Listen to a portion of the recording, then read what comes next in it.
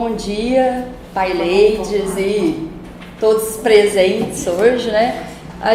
Qual que é o motivo da gente estar fazendo esse curso, né? A gente, como todo mundo sabe, a gente interrompeu o curso que o Igor estava fazendo porque ele tinha planejado um curso um pouquinho mais avançado do que a gente estava, assim, né, preparada para receber.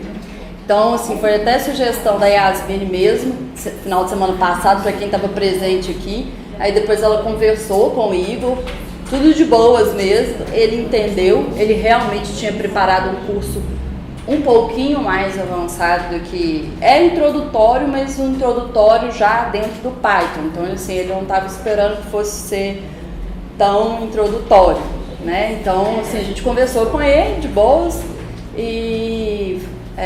a Yasmine resolveu fazer esse nivelamento mesmo, para que a gente possa ter, né, todo mundo chegar a um nível aí de conhecimento, tanto de informática quanto de programação, né, de lógica de programação, que ele possa vir para continuar aí com o curso de Python. Aí, gente, a Yasmine, ela preparou o material aqui, você passou para o pessoal? Ela vai passar o material depois para vocês poderem acompanhar. E ela preparou com o intuito mesmo de fazer esse nivelamento, de explicar para vocês mais um pouquinho sobre, né, alguns conceitos básicos aqui da informática, alguns atalhos, né, igual o Igor tinha falado lá, dá um Ctrl+T, todo mundo assim, Ctrl+T, o que é isso, né? Pelo menos para mim. E aí, assim, ela vai fazer essa introdução aí, para que a gente possa ficar no mesmo pé, né, todo mundo com o mesmo conhecimento, para depois continuar o curso do Igor. Gente, em relação a calendário, a Yasmine vai passar também um calendário que ela planejou, mas pode ser discutido no seguinte sentido. Eu sei que todo mundo tem Natal, tem, tipo assim, viaja, pode ter férias, né, quem trabalha férias na empresa vai viajar. E aí isso pode ser combinado melhor aí para que a gente acerte uma agenda, né, Yasmine? Do curso, para que possa todo mundo participar. Beleza? Só isso que eu tinha que falar. Yasmine vai ministrar agora o curso. A Dani também, né? A Dani é o suporte. Bom dia, gente. Tudo bom? Meu nome é Yasmine, vocês já sabem, né? Eu trabalho aqui na Silex também, vocês também já sabem, foi falado na aula passada, né? Com programação. E vou aí fazer o que a Helena falou, que é para fazer o nivelamento. Na verdade, eu vou começar mais assim com introdução mesmo e lógica, para depois a gente chegar no Python, tá? Vou passar um pouquinho de história de computador, um pouquinho sobre hardware também, mas é pouca coisa. E depois eu vou para a lógica e vou entrar aí com... E a gente vai fazer o curso da lógica já com Python. Não vou usar Portugal, por exemplo, que é uma linguagem em português mesmo, mas para programação, mas eu já vou usar o Python direto. Então, por isso que a introdução, né? Deixa eu começar aqui. Introdução à programação com Python, tá? Ok? Dúvidas? Essa lista de chamada, gente, é só para controle interno nosso, tá? Teve gente que me perguntou se ia ter certificado o curso. Na verdade, para ter certificado tem que ter prova, né? Natal? Para ter certificado tem que ter prova, né? Eu não sei se vocês vão querer fazer prova assim. Hoje em dia, na verdade, certificado não é tão importante assim, né? Então, não sei se é tão necessário não. Mas se quiser mesmo, aí eu vou ter que montar uma provinha para a gente passar certificado, tá? No caso, por exemplo, assim, eu sabe que eu não posso ir. Eu percebi que desde a aula passada vocês estão gravando essas coisas, vai disponibilizar em algum... A Andressa, que é a comunicação aqui da empresa, ela disponibiliza. Já disponibilizou a última? Tem disponibilizado desde... tanto no canal da um pedaço, né? No Pylex lá, no Facebook do Pylex. Ela só, né, precisa de um tempinho para editar, né, o vídeo, para depois subir. Tirar as partes que, né, não podem ser...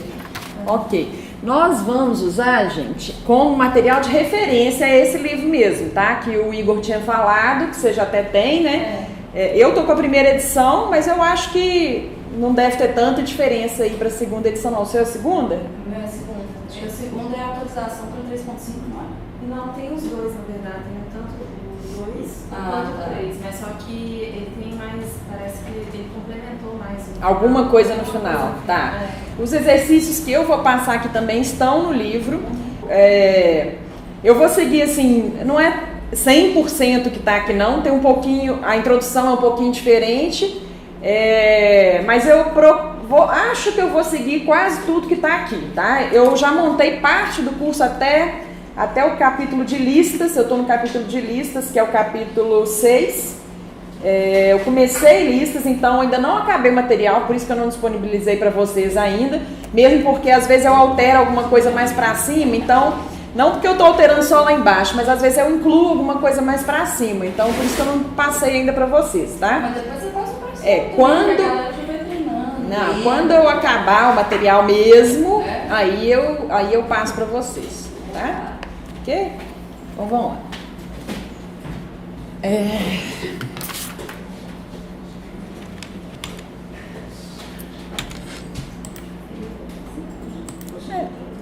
Aqui está meu contato, eu só tenho e-mail de contato, eu tenho Facebook, mas não é profissional, então acho que não vale a pena passar não, né? Eu tenho também o PyLadies lá no Facebook e o PyLadies no WhatsApp, né? Que todo mundo tem aqui, então quem não for lady...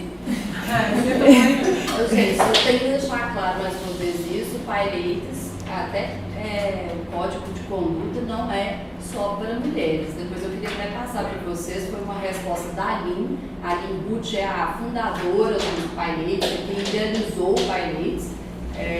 E tem uma resposta dela, tem um rapaz que pergunta, esse grupo é só para ladies? E ela responde, não, esse grupo não é só para mulheres, ele é para, sim, para encorajar as mulheres, para apoiar, mas é para apoiar também todas as pessoas que queiram aprender Python, trabalhar com Python. Porque na verdade o curso PyLadies, aliás, o grupo PyLadies é porque mulher geralmente não programa, a maioria dos programadores é homem. Não programa, né? Não, a maioria dos programadores é homem. Na verdade, hoje em dia é difícil você ter mulher na programação. Por isso que surgiu o PyLadies, é para incentivar a entrada de mulher. Mas não quer dizer que eu vou excluir homem também, porque eu quero incentivar a entrada de mulher. Uma coisa não contradiz a outra. Tá? Então, ok. Aqui, ó, eu até coloquei o conteúdo. Tá. Eu até coloquei o conteúdo aqui, tá vendo? Então, até a parte da aula 5 de listas, eu já fiz, tá? Tô fazendo ainda listas, né? Tem até na aula aqui, eu não sei se a aula 10 eu vou ou não vou, tá? Então, eu vou passar o conteúdo mais pra frente mesmo, quando ele estiver certinho. Então, vamos lá. Só uma coisa, Andressa. Eu comecei a gravar o Camtasia com áudio no Camtasia também. Você quer isso? Não, sem áudio. Você quer sem áudio? Ixi. E essa parte aqui? Se tiver áudio, só tinha você tira do vídeo? Tá, ok. Então, vamos lá. Então, a primeira aula aqui, a gente vai ver um pouquinho de história do computador, para ver como é que nós chegamos aí nos computadores atuais. Depois... Deixa eu interromper, perdão. Lá embaixo tem extensão? Tem. Porque na pauta precisa de Lá na primeira sala, onde que filma lá, tem uma extensão lá, pode pegar ela. Não, eu achei que era 10h30, mas não, tinha adiantado. Então, depois a gente vai entrar com lógica, um pouquinho de hardware e software, sistemas computacionais e do código de execução. Eu vou explicar, né, cada um o que é na hora do tópico em si, tá? Então, primeiro, o que é computador, né, gente? Para que a gente usa computador hoje em dia? Tudo que é inventado tem um propósito. Ninguém está inventando os negócios porque não tem nada para fazer, né? E vai inventar alguma coisa. Tem gente que faz, né? Mas a maioria das coisas é inventada com um propósito. E o computador é para resolver um tipo de problema, exatamente. E o computador, ele foi inventado porque era feito tudo manualmente, todos os cálculos antigamente era feito manualmente. Vocês vão ver, eu vou passar um videozinho aqui para vocês vão ver o porquê que foi inventado o computador. Então, o computador é para automatizar muita coisa que a gente faz. O início foi mais para fazer cálculos mesmo, tá? Mas hoje já é para muito mais coisa do que foi pensado no início, tá? E um programa a gente vai ver também mais para frente, mas aqui está falando instruções mais dados. O que são as instruções? É o código-fonte em si mesmo que você monta, com o passo a passo do que ele vai executar, e os dados é o que você passa para o programa para que ele execute. Então, por exemplo, eu quero fazer uma soma, eu tenho que passar os números que eu vou somar. Então, os dados mais as minhas instruções com o que eu quero fazer com esses dados vai me dar um programa, vai me gerar um programa, tá? Porque eu não tenho um programa também que não tem interação, né? Só se é um programa, aqueles programas ficam rodando, tipo no servidor, que ficam rodando, não tem a interação do usuário, mas eles recebem dados e são processados, tá? Então, olha lá, as 3 necessidades que levaram a criar o computador: necessidade de realizar cálculos de maneira mais rápida, controlar processos de forma automática e necessidade de processar mais e mais dados. Porque também, no vídeo aqui vocês vão ver, para processar antigamente, por exemplo, uma folha de pagamento de uma empresa, durava, né, dias para você fazer esse processamento. Hoje em dia você faz isso em segundos, tá? Eu vou passar o vídeo primeiro e depois a gente volta aqui para falar das 4, na verdade vai vir para a 5ª geração, né? Mas hoje nós estamos na 4ª geração aí dos computadores, tá? Então deixa eu pegar o videozinho aqui. Eu esqueci de pegar.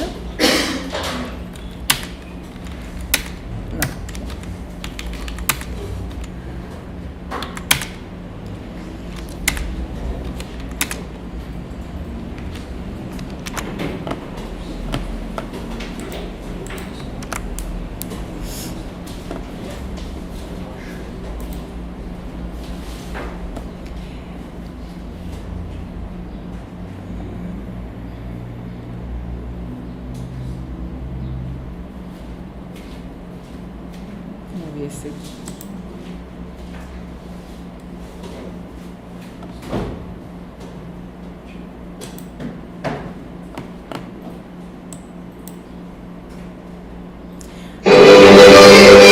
Mais de 30 séculos depois que Chaves. Apaga a luz aí para mim, por favor. Minhoca que fazia contas.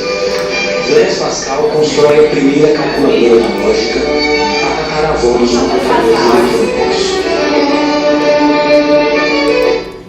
Já estava assim? Não. Ué, será que ele não dá conta de passar? Dá, Yasmin, porque você que mexeu o mouse aí, não? Não. Ou ele Como é que é, gente? Isso, Não, no modo espera. Não, eu tava com ele aqui, ué. Isso, denação. Vou voltar um tiquinho.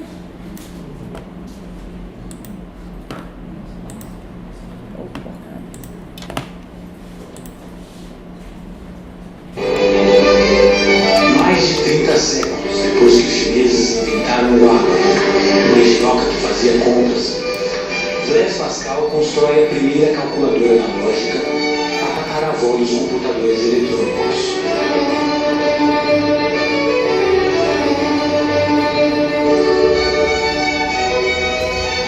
Desde então, a história da máquina que calcula acompanha, passo a passo, a evolução da sociedade industrial. A primeira inovação veio com a necessidade de processar dados cada vez mais complexos da economia e da ciência. Entre outros pioneiros, Charles Babbage dedicou sua vida a criar máquinas capazes de realizar cálculos financeiros. Mas elas nunca saíram do papel.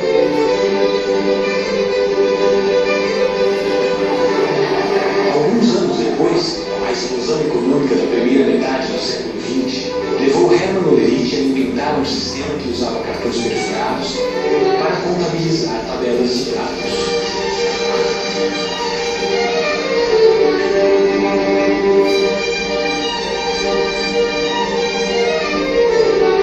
A conquista do universo dos números estava apenas começando.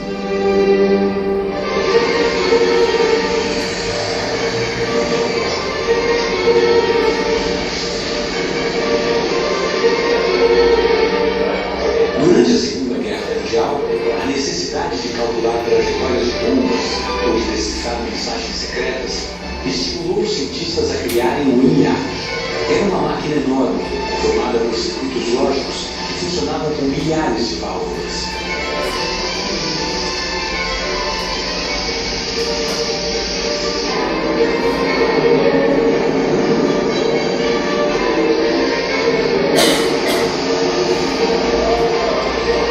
No final da guerra, os computadores ainda eram gigantescos. Apesar de todas as inovações tecnológicas, algumas máquinas ainda chegavam a ocupar prédios inteiros.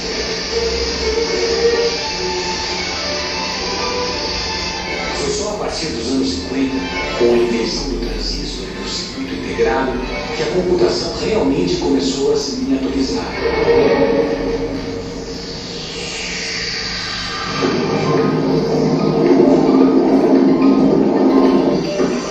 O próximo grande desafio foi lançado pela corrida espacial. Era preciso desenvolver computadores menores e mais poderosos para serem instalados nas pequenas cápsulas espaciais. É justamente essa necessidade de redução do espaço e de ganho de potência que iria permitir a popularização do computador no futuro.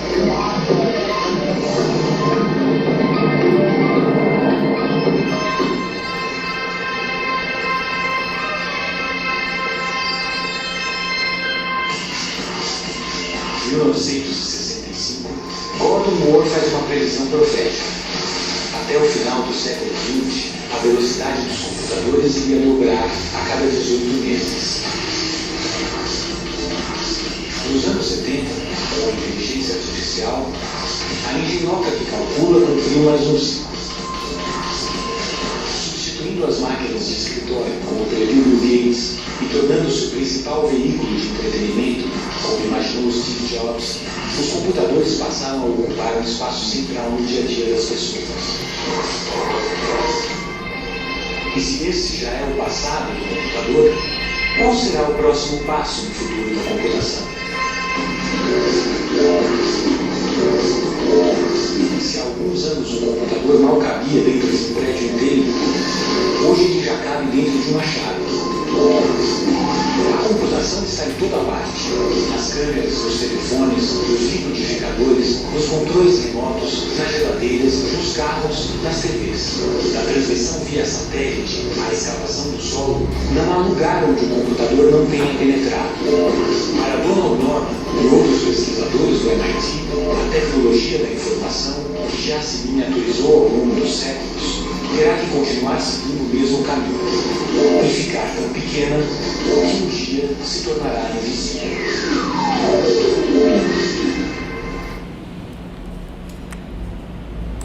Pode acender aí para mim, por favor, alguém? Então, gente, vocês viram o tamanho que era um computador antigamente, né? Eu tenho umas fotos aqui, ó. A primeira geração, então, foi o quê?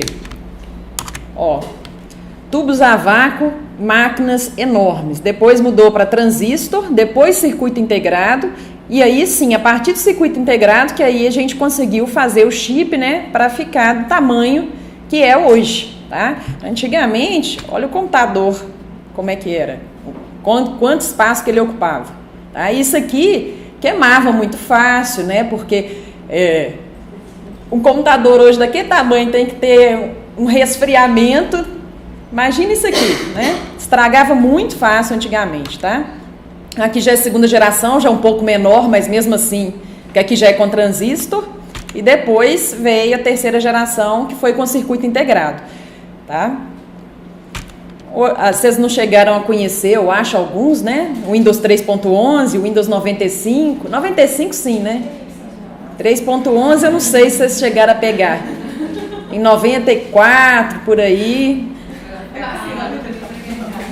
Tá vendo? Então... Pois é, 3.11 e o computador era feiozão assim, né? Hoje em dia já tá mais moderno, tá? E como falou no vídeo, né? Hoje tá em tudo quanto é lugar. Televisão, geladeira, carro, tudo quanto é lugar você tem. Não é um computador, mas é um sistema que controla lá algum tipo de componente que está no seu equipamento eletrônico aí, tá? Então um pouquinho de história, alguma coisa Alguém tem alguma dúvida? Não? Depois fala pro pessoal ver aquele filme, The Imitation Game, do Turing. Do Turing, sim, do Alan Turing. Quem não viu ainda, né? É o jogo da imitação. Tem no Netflix. E o que é a lógica de programação, gente? Por que eu preciso da lógica de programação para começar a programar? Tá? A lógica de programação está no nosso dia a dia. Tudo que a gente vai fazer, a gente tem que usar a lógica de programação. Tá? Que é o quê? Nada mais é do que a organização coerente das instruções do programa para que seu objetivo seja alcançado. Então, pensa no dia a dia de vocês. Eu vou fazer um bolo. Eu tenho que ter uma sequência certa, não adianta nada eu ligar o forno e pôr a bandeja para assar sem não ter feito tudo antes, né? Eu tenho que ter uma coerência do passo a passo para que eu consiga executar uma determinada tarefa. A lógica de programação nada mais é que você escrever tudo isso passo a passo certinho para que não falte nenhum passo e para que os passos estejam na ordem correta. Tá? Isso é muito próximo ao que usamos em nosso cotidiano para realizar atividades simples que vão desde atravessar a rua até trocar o pneu de um carro. Aí a gente vai dar até um exemplinho, tá? De como que vocês fariam. Por trás das atividades que realizamos no nosso dia a dia, há sempre um chamado raciocínio lógico, que define os passos para que a nossa atividade seja completada com sucesso. Tá? Então é o que eu falei, se você quer fazer alguma coisa, antes de fazer, você tem que pensar o que você precisa para fazer e colocar na ordem para ser executado. Quando esse raciocínio falha, ou seja, não é suficientemente preciso, há grande chance de não alcançar o nosso objetivo. A mesma coisa acontece com os programas de computador. O computador ainda é pior, porque o ser humano ele é inteligente e consegue achar um paliativo, consegue ver que faltou uma coisa e voltar atrás e fazer, entendeu? O computador não. Se você mandou ele fazer aquilo, ele vai fazer aquilo naquela ordem e se faltou alguma coisa, ele não vai conseguir executar, tá? Então, por isso, embora pareça simples usar o raciocínio lógico, para instruir um computador, que é o que eu falei, a realizar o nosso desejo, é uma tarefa bastante complexa e que exige muita prática. Com o tempo de programação, você vai pensando, igual assim, eu vou somar 2 números. Você pensa em passar 2 números. Mas e se a pessoa passar uma letra? Vai conseguir somar? Não vai conseguir somar. Então, tudo isso a gente tem que travar no nosso programa, né? Não deixar que a pessoa faça as coisas erradas para que não dê erro para o usuário. Porque, o usuário que somou azar é dele. Não é assim. Vai dar um erro na tela e aí ele que entenda que A não pode ser somado. Não, o programa, para ele ser bem feito, você tem que fazer com que a pessoa consiga usar e que não dê erro para ela, tá? Essa sequência finita de instruções bem definidas e não ambíguas, damos o nome de algoritmo. Por que não pode ser ambígua também? Porque se o computador ficar assim, eu não sei o que eu vou executar, ele não vai fazer nada, né? Se for igual a 3, você faz isso. E se for igual a 3, você faz aquilo também, ele vai ficar, eu faço qual dos dois, né? Então, a gente vai fazer um teste para vocês tentarem fazer aí. Eu quero que vocês escrevam mesmo, todo mundo tem papel e caneta, pode ser no computador também, né? Abre um bloco de notas aí e escreve para mim um passo a passo de como que você faria para trocar o pneu do seu carro. Pronto? Todo mundo? Acabaram? Então vamos lá. O primeiro passo, leia aí cada um o que vocês colocaram. Pegar uma carta, desligar o carro, parar o carro. Isso. Parar o carro e desligar o carro, isso. Puxar o freio de mão, muito bom. Pegar as ferramentas, depois pegar as ferramentas, sim, o que mais? Abrir o porta-mala, muito bom, abrir o porta-mala. Verificar o step, exatamente, para ver se o step também não está vazio, senão não adianta de nada. O que mais?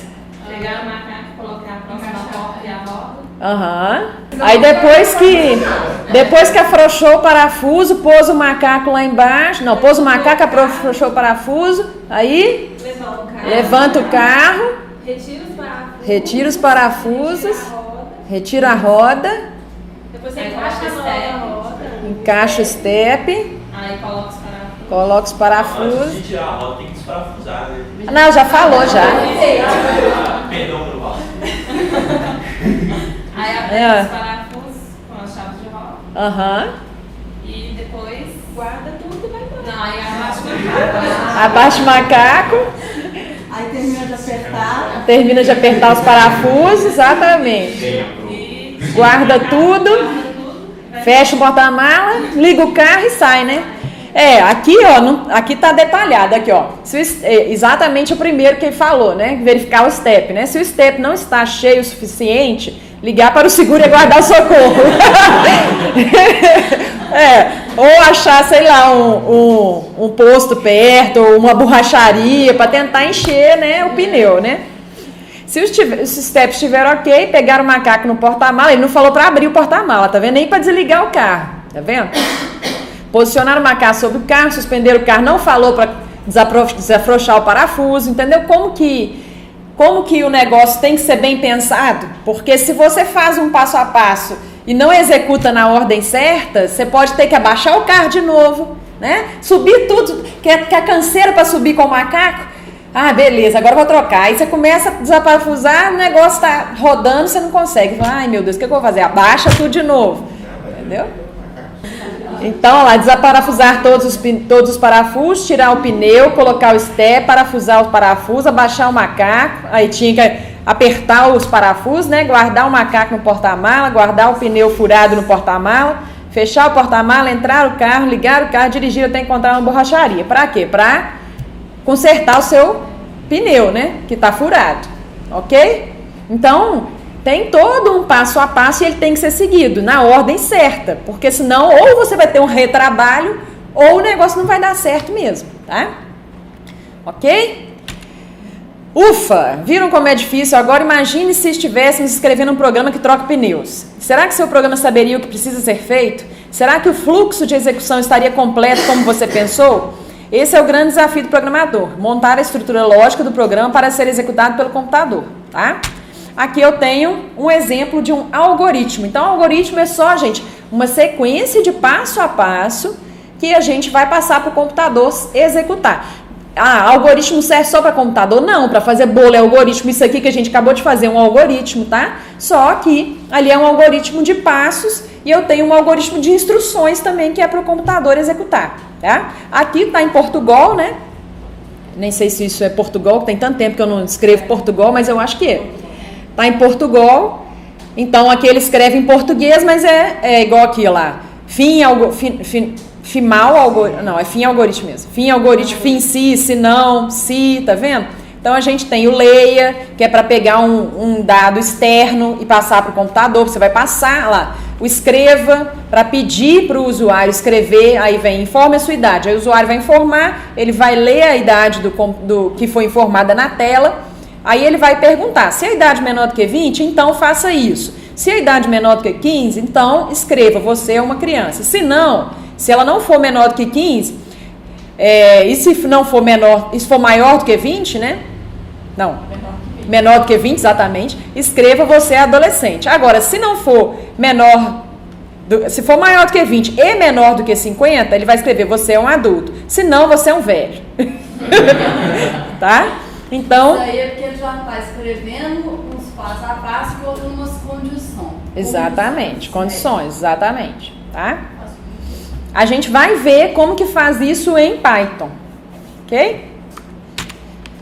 Hardware, eu até vou pegar um outro slide que eu tenho aqui, mas o que é cada um, gente? Primeiro, o que é hardware e software? A diferença de hardware e software. Hardware eu posso pegar, é tudo que eu posso pegar aqui, mouse, teclado, placa-mãe, HD...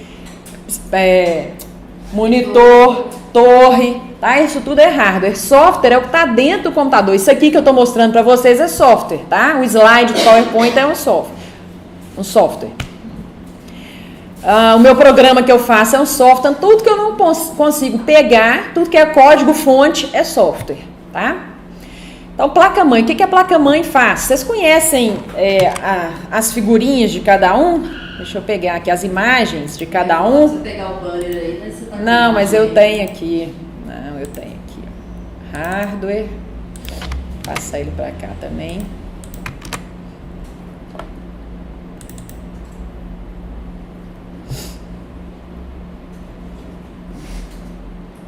Aqui, ó, placa-mãe. Placa-mãe é responsável por conectar e interligar todos os componentes do computador, ou seja, processador, memória RAM, HD, entre outros.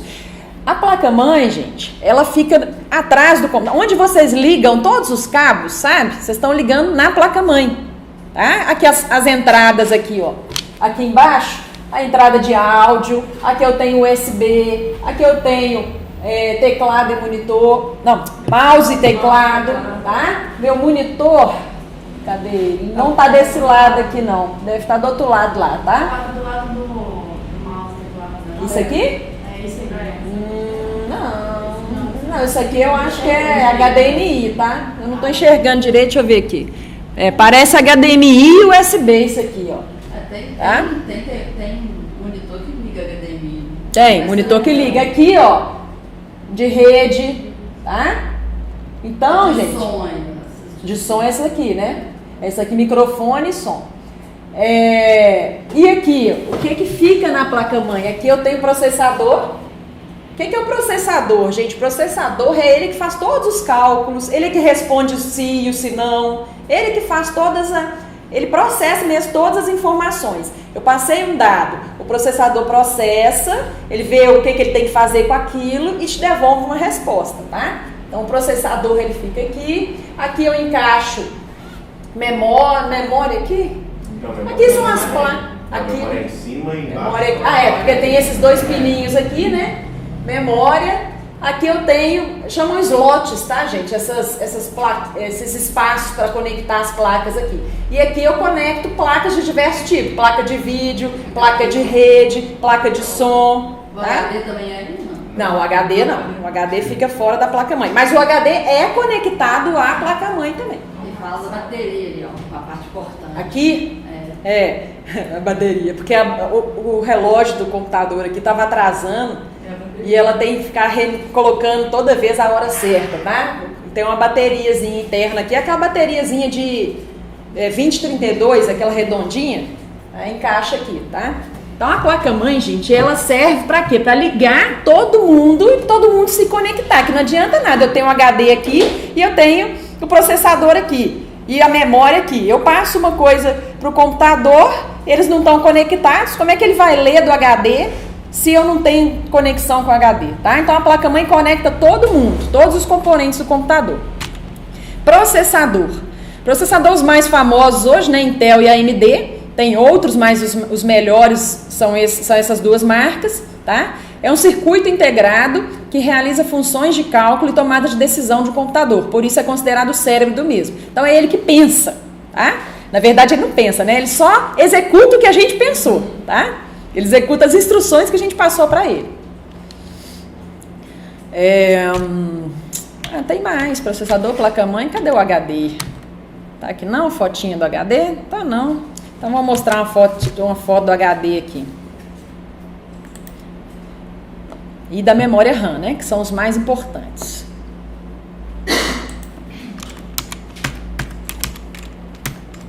Cadê?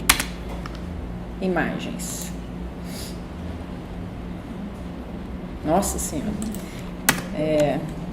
Hard disk. Como é que é HD mesmo? HD. Tá vendo o HD?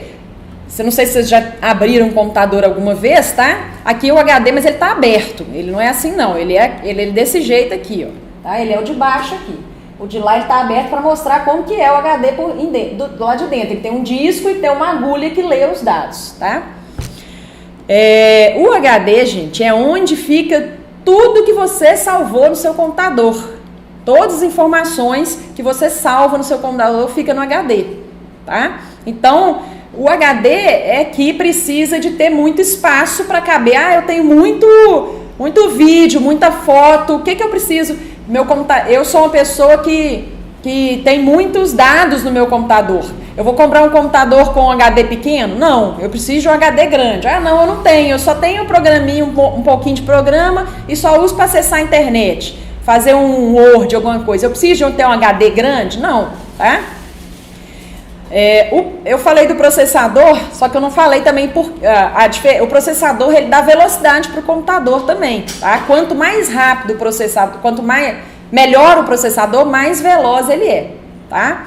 Então, se você precisa executar programas igual a Andressa, que usa Photoshop, CorelDRAW, que são programas pesados, você precisa de um bom processador. Se você usa jogos no computador também, você precisa de um bom processador. E para jogo tem outra coisa também, uma boa placa-mãe e placa de vídeo também. Porque a placa de vídeo é que vai... O gráfico do vídeo em si é a placa de vídeo que é responsável por montar o gráfico. Então, para ele não ficar travando, né? Você vai assistir um filme e o filme fica passando naquela lerdeza, pode ser o processador e a placa de vídeo, tá? Os dois têm que ser bons. Mas para filme é até menos, que a qualidade não é tão grande igual de vídeo, né? De jogo, quer dizer. Ele monta na hora também. Ele monta na hora, exatamente, tá? Então, HD é para armazenar os dados. Então, se eu tenho muito dado, eu preciso ter um HD grande. Se eu quero um computador rápido, eu preciso de duas coisas. Processador bom, 3, né? Placa-mãe boa e memória. HD é memória, gente? Tá? HD também é memória, só que ele é uma memória para salvar informações e não para executar, igual eu estou aqui usando o computador. O que está executando essas informações que eu estou na tela aqui, ó? Eu estou com o PowerPoint aberto, eu estou com o Chrome aberto, eu estou com o Windows Explorer e com o Camtasia aberto. O que está executando isso aqui para mim? O processador, ele vai ler e retornar as minhas informações. Então, eu ponho lá uma calculadora para fazer uma conta, ele vai fazer a conta para mim. Mas quem que está salvando as informações temporárias aqui do meu computador é a memória RAM, tá? A gente tem dois tipos de memória, a memória RAM e a memória ROM. Não é nem usado muito ROM mais atualmente, o ROM é o HD, tá? E a RAM é a minha memória, que eu vou mostrar aqui a placa, uma memória computador. Memória RAM, exatamente, são essas plaquinhas aqui, tá? Elas são encaixadas, a placa-mãe não está ali mais, claro. Elas são encaixadas lá naqueles dois slots que tinham um pininho. Está no PowerPoint, exatamente. Aqui, ó. Elas são encaixadas aqui, ó. E a memória RAM, ela também, quanto maior a capacidade da memória RAM, maior a velocidade do seu computador. Então, eu tenho 2 GB de memória RAM, 4 GB, 6 GB. Hoje em dia acho que já lançou até de 128 GB. Eu vi na internet ontem, até 128 GB de memória RAM, tá? Então, oi? 2 rins, exatamente. É caro, tá? Uma das coisas que está aqui no slide é exatamente isso. Então, aqui, deixa eu pegar onde que está lógica. Algoritmo, hardware, exatamente. Então, aqui, ó. A placa-mãe, então, integra todos os componentes. O processador é que faz os cálculos e os processamentos, assim, de se o if, né, e o else vai executar uma instrução ou outra.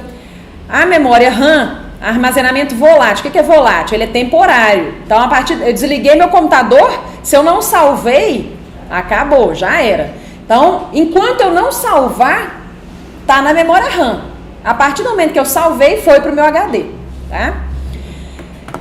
Onde ficam as instruções e os dados que estão sendo processados. Então, aqui, quem está executando esse meu programa aqui? É a memória RAM. Tá?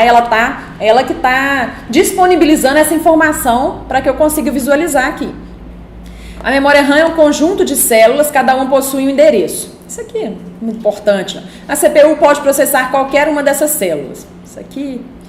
E é rápida, mas ela é cara, tá? Então, enquanto um HD lá de 1 tera custa, sei lá, R$200, né? Uma memória RAM de 4 GB deve custar a mesma coisa, de 8 GB deve custar a mesma coisa. A 128 GB está R$8.000. Você olhou o preço dela aí, né? R$8.000. Então, gente, 128 GB, 1 tera são 1.000 GB. E 1 tera de HD é uns R$200. Olha a diferença de preço de uma memória RAM para uma memória ROM, né, que é o HD, tá?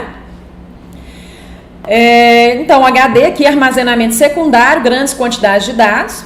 E entrada e saída, que é o quê? Monitor, mouse, teclado, caixa de som, webcam, tudo que eu tenho de informação que eu posso passar para o computador para entrar e sair do que? Impressora, a tela do monitor, ele está me mostrando uma informação, ele está saindo com os dados para mim, tá?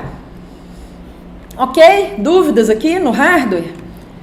Software, já falei também, tudo que você não pode tocar, né? Tudo que está dentro do computador aqui, que está salvo no meu HD, é software, tá? O software traz as instruções a serem seguidas. O computador, eu não vou falar que software é tudo que está salvo no HD também, porque tem dados, né? Salvo no HD também. Eu tenho um filme, uma foto, não é um software, é um arquivo, não chama de software, né? Na verdade, o software seria mais um aplicativo mesmo, né? Um programa, tá? O computador entende apenas uma linguagem, a linguagem chamada de máquina, que ela é 0 e 1. Só que a gente não escreve em 0 e 1, né? A gente fala português, inglês, Python, né? A gente vai falar Python, né? Então, para escrever em 0 e 1 é muito difícil, por isso que foi criada a linguagem de programação, justamente para o usuário conseguir interagir com o computador. A linguagem de máquina é muito difícil para os humanos, por isso a gente precisa de linguagem de programação. Então, tem alguns exemplos aqui, Pascal, Java, C, C++, C#, Python, VB.NET. Tá? Cada uma tem suas regras e sintaxes.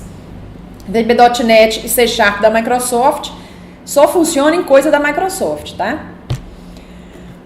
E o Python não, né? Eu consigo funcionar tanto em Windows quanto em Linux. Na verdade, ele é nativo, exatamente. Então, ele funciona em outros sistemas operacionais. Ok. Tem integrações, gente. Eu vou mostrar mais pra frente. Tem integrações. Mesmo se eu fizer uma coisa em VB.NET, tem o IronPython que integra com... Não, o IronPython integra o Python com o Windows. Não, se bem que o Python já integra. Não, o IronPython é do VB.NET com o Linux, né? Eu vou mostrar o tipo de... São chamadas máquinas virtuais, tá? O Java, ele também pode ser usado tanto para Linux quanto para Windows, que ele tem a JVM, que é a Java Virtual Machine dele, tá? Sistemas computacionais. Sistema computacional é software também, é a mesma coisa. Ele é um aplicativo, usando uma maneira grosseira de chamar, ele é um aplicativo, ele é um programa. Mas sistema, ele é um programa um pouco maior. A gente chama de sistema, é uma coisa que integra várias coisas, né? Não é calculadora, só faz conta. É uma coisa só que ela faz. Agora, um sistema de gestão, por exemplo, o que ele faz? Ele cadastra cliente, ele controla estoque, ele controla a parte financeira da empresa. Então, ele venda, exatamente. Então, ele controla várias coisas, ele faz várias coisas. Então, é por isso ele é chamado de sistema. Igual o nosso corpo, né? Não é um sistema? Ele não tem a parte respiratória, a parte digestiva e assim por diante. Então, ele é um sistema que integra várias coisas. Por isso que é chamado de sistema e não de programa, aplicativo. Aplicativo geralmente é um programinha bem pequeno, que faz basicamente uma função só, tá? A palavra sistema é muito importante quando falamos sobre computadores. Um sistema computacional é um conjunto de componentes interligados entre si, trabalhando em um conjunto de modo a realizar a mesma tarefa. Então, na verdade, o sistema computacional, ele é tanto hardware quanto software, interligado. Tá? Então, eu estou executando o PowerPoint, por quê? Porque eu consigo, a placa-mãe, o HD, a memória, o processador, a placa de vídeo, está tudo integrado para que eu consiga exibir esse software que eu fiz. Tá? E por baixo, é claro, gente, tem uma coisa muito importante que é o sistema operacional. Tá? Que nada disso funciona sem o sistema operacional. O Windows e Linux são sistemas operacionais. Então, o sistema operacional ele fica por baixo de todos os programas que a gente desenvolve. Por isso que o programa eu preciso de saber em qual linguagem que eu vou desenvolver. Porque eu preciso de saber para qual sistema operacional que eu quero que funcione aquele meu programa. Tá? Hoje em dia, tem também o macOS, que é da Apple, mas tem outros, né? E tem os de celular também, né? Que é o iOS, o Android, o da Microsoft, que é o Windows OS. Não, qual que é o da Microsoft? Windows Phone, mas é o nome... Não, Windows Phone é o nome do aparelho, não? Não, é o sistema. O sistema também é Windows Phone? Pois é. Então, tem outros sistemas operacionais, tá? E o que o sistema operacional faz? Ele controla todos os componentes que eu tenho dentro do meu computador. A placa-mãe liga fisicamente, ela liga o hardware, mas quem que controla o funcionamento deles é o sistema operacional, tá? O sistema computacional é composto por duas grandes categorias, eu já falei, né? Hardware e software. Um não é nada sem o outro, exatamente. Não adianta nada eu ter uma máquina e não ter um sistema operacional dentro dele. Não adianta nada. Antigamente, não sei se vocês perceberam aqui, ó, nos computadores, deixa eu dar um extra aqui. Nos computadores aqui, ó, olha como é que era, não tinha sistema operacional, era tudo em tela preta. Era um sistema operacional, mas era DOS, que é o sistema operacional tela preta, tá? Sem interface gráfica. Não usava mouse, só usava teclado antigamente. Então, para passar de um campo para o outro, era só dando enter até chegar lá onde que eu queria, tá? Aí, depois que surgiu o mouse, surgiu o sistema com interface gráfica. Porque era muito difícil para usuário comum, não só para o usuário comum, mas para o pessoal que trabalhava mesmo era muito difícil. Imagina você navegar na internet, né? Antes não existia internet, mas imagina navegar na internet. Tem jeito de acessar a internet pela tela preta, né? Pelo bash do Linux ou pelo command do Windows? Tem. Mas navegar na internet por aquilo ali, pelo amor de Deus, né? Ninguém merece. Então, vamos lá. Tudo à base de comando, né? Tudo Base de instrução. Né? de instrução. Você não podia clicar em nada, tá? Do código à execução. Código-fonte, gente. Todo mundo sabe o que é código-fonte? É tudo que eu escrevo para o programa executar.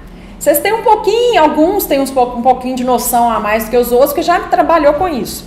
Mas o código-fonte, igual a gente fez lá do pneu, aquilo seria o meu código-fonte. É o passo a passo que eu vou executar, que eu vou escrever para que o computador execute.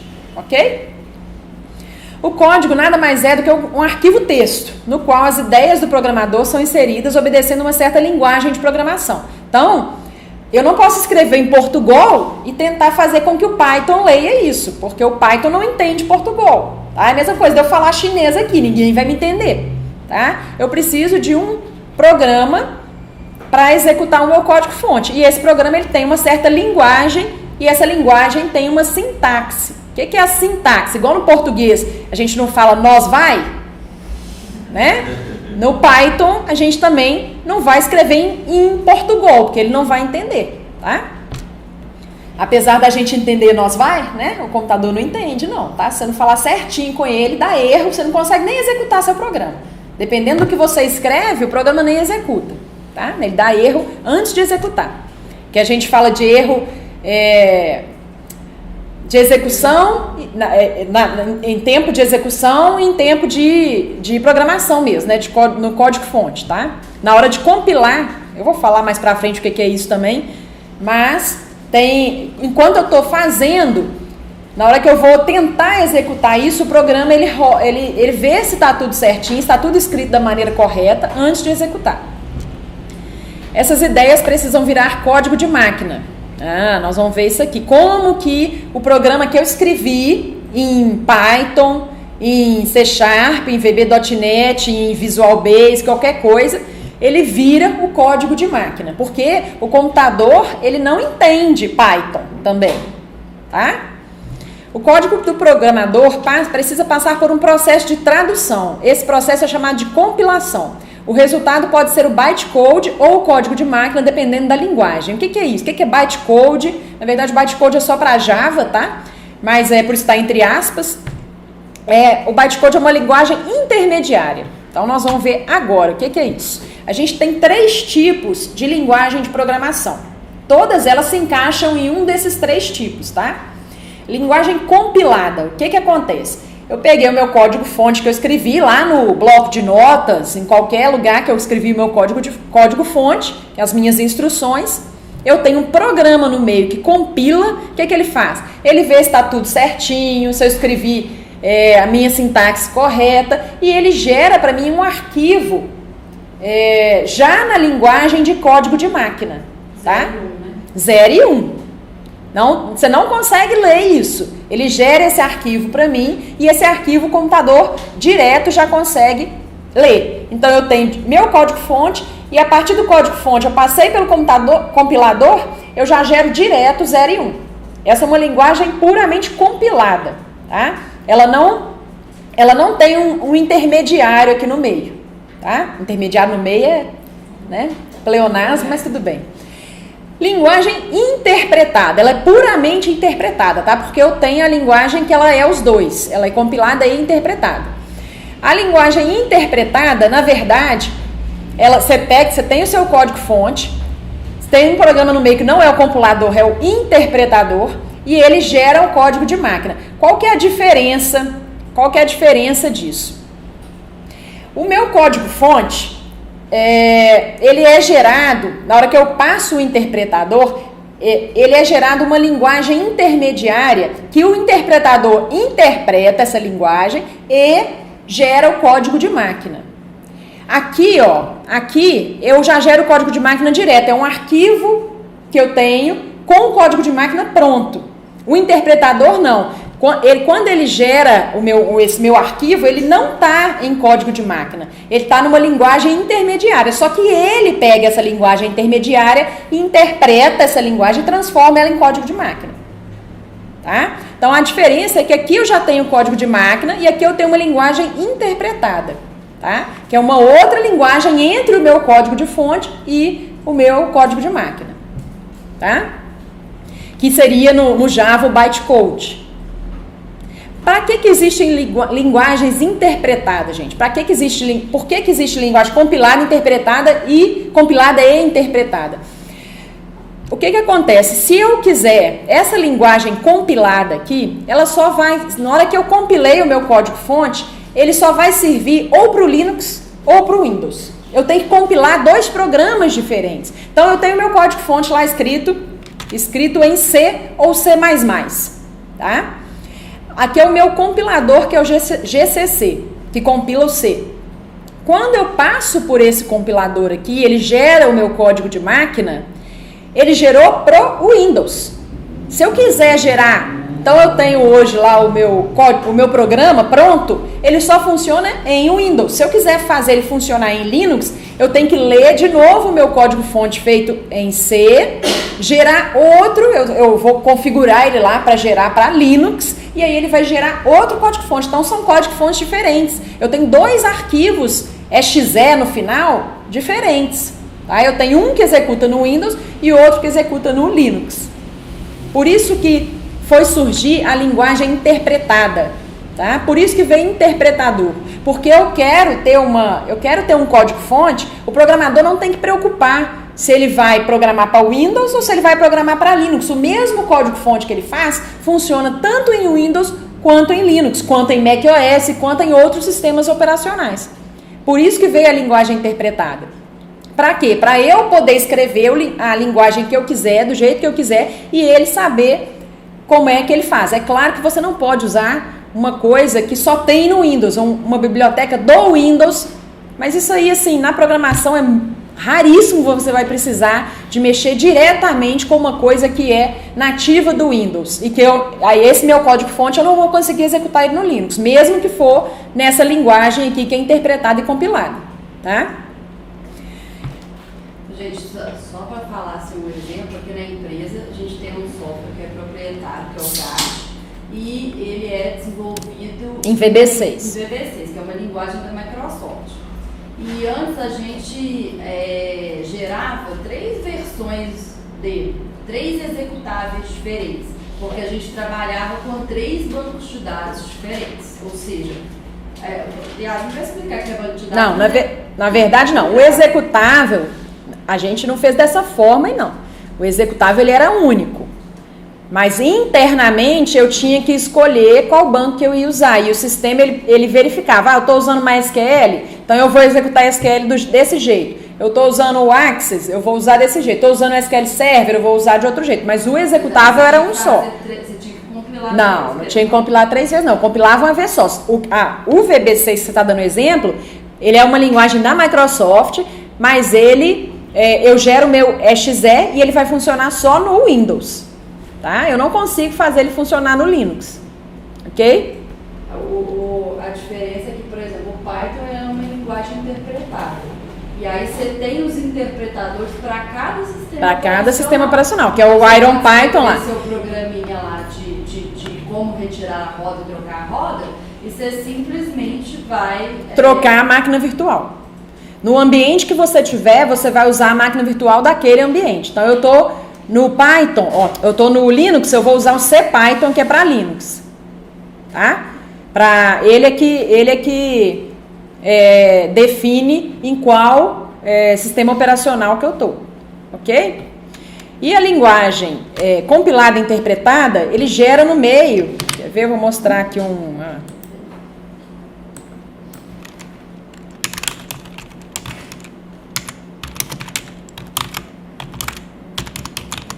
Não sei se eu colocar isso aqui vai vir. O que eu quero? O que eu coloquei? Não. Aqui, ó. Executador. Esse seria o interpretador, né? Aqui eu pego o meu código fonte. Não quero isso. Pois é. Fiz errado. Quando eu estava tentando dar de exemplo, às vezes assim, você tem que testar, por exemplo, cada vez que você compila a versão para diferente sistema operacional, você vai ter que testar. Ah, tá. Mas aí não é a mesma coisa. Não é a mesma coisa. Não, mas eu tô querendo dizer o seguinte. No Python, por exemplo, você faz um programa só, você vai testar só aquele programa. E o interpretador ele vai fazer para os diferentes sistemas operacional, não é isso? Sim. Você não precisa ficar testando. Esse aqui não, esse aqui é só compilada. Foi errado, não sei. Não é isso que eu quero, não. Peraí. Que aqui o compilador já gerou 0 e 1 direto. Tá vendo aqui, ó? Essa aqui, eu vou mostrar, né? Eu fiz de novo errado. Eu vou mostrar essa daqui, que essa aqui é só compilada. Visualizar imagem. Essa aqui é só compilada, ó.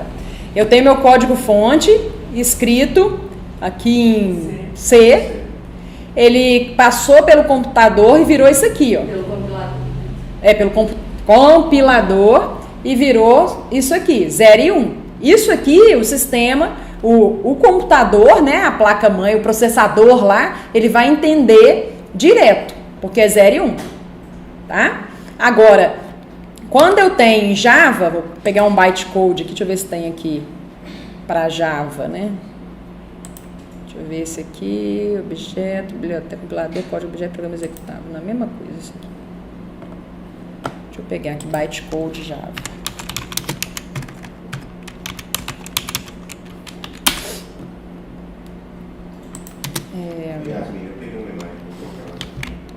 Você colocou o que aí? Vocês colocaram? Não, mas você colocou o que aí para pesquisar? Interpretador.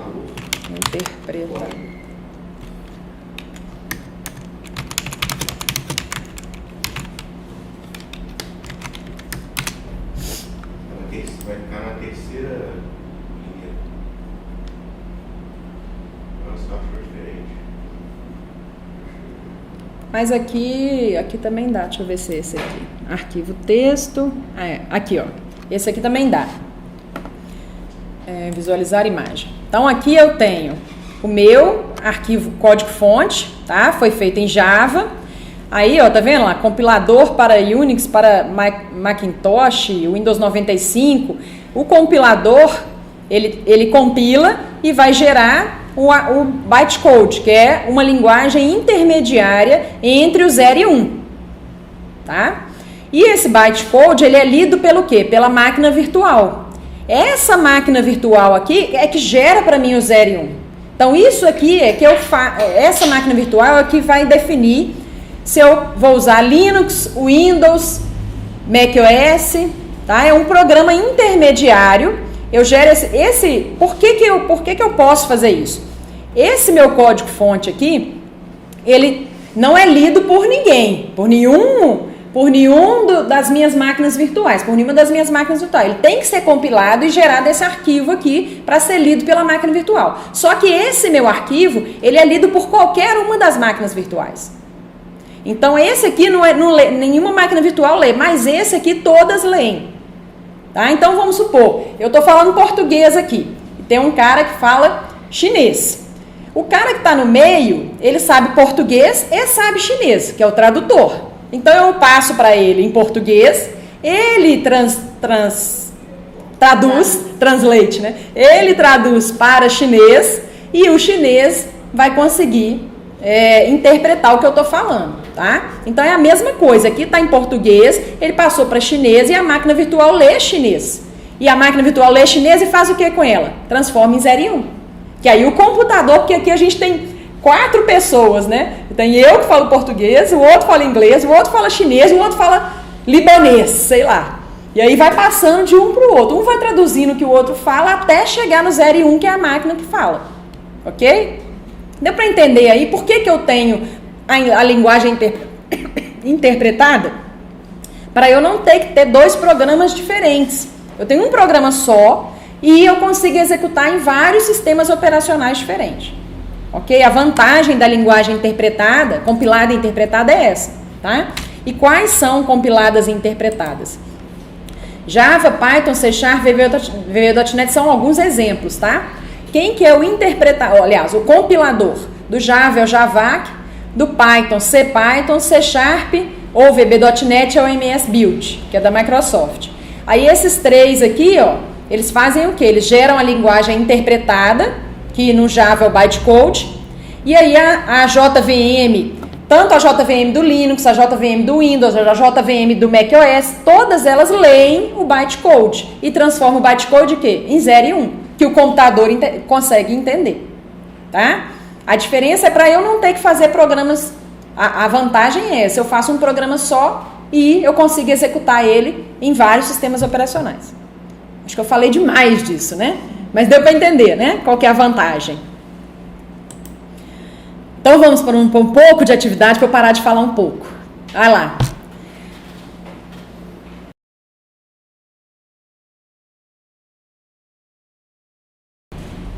Beleza? Terminaram aí? Então vamos lá. Andressa, qual que é a diferença entre hardware e software? Bom, hardware a gente pode pegar. Aham. E são os componentes do computador, HD, placa-mãe, memória. Sim. E software são os sistemas que fazem funções, que a gente faz. Isso, exatamente. Natália, qual a vantagem da linguagem compilada para a linguagem compilada e interpretada? Qual é essa que eu não sei. Eu sei a diferença, mas eu não sei se... Não, a diferença não, a vantagem, na verdade. Não é nem a diferença, é a vantagem. Por que eu escolho usar Python em vez de usar C, por exemplo?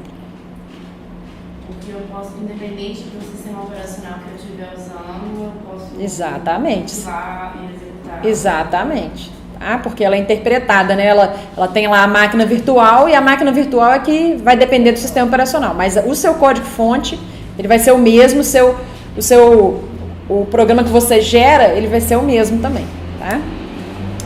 E vamos ver aí o que vocês fizeram para fazer café, né?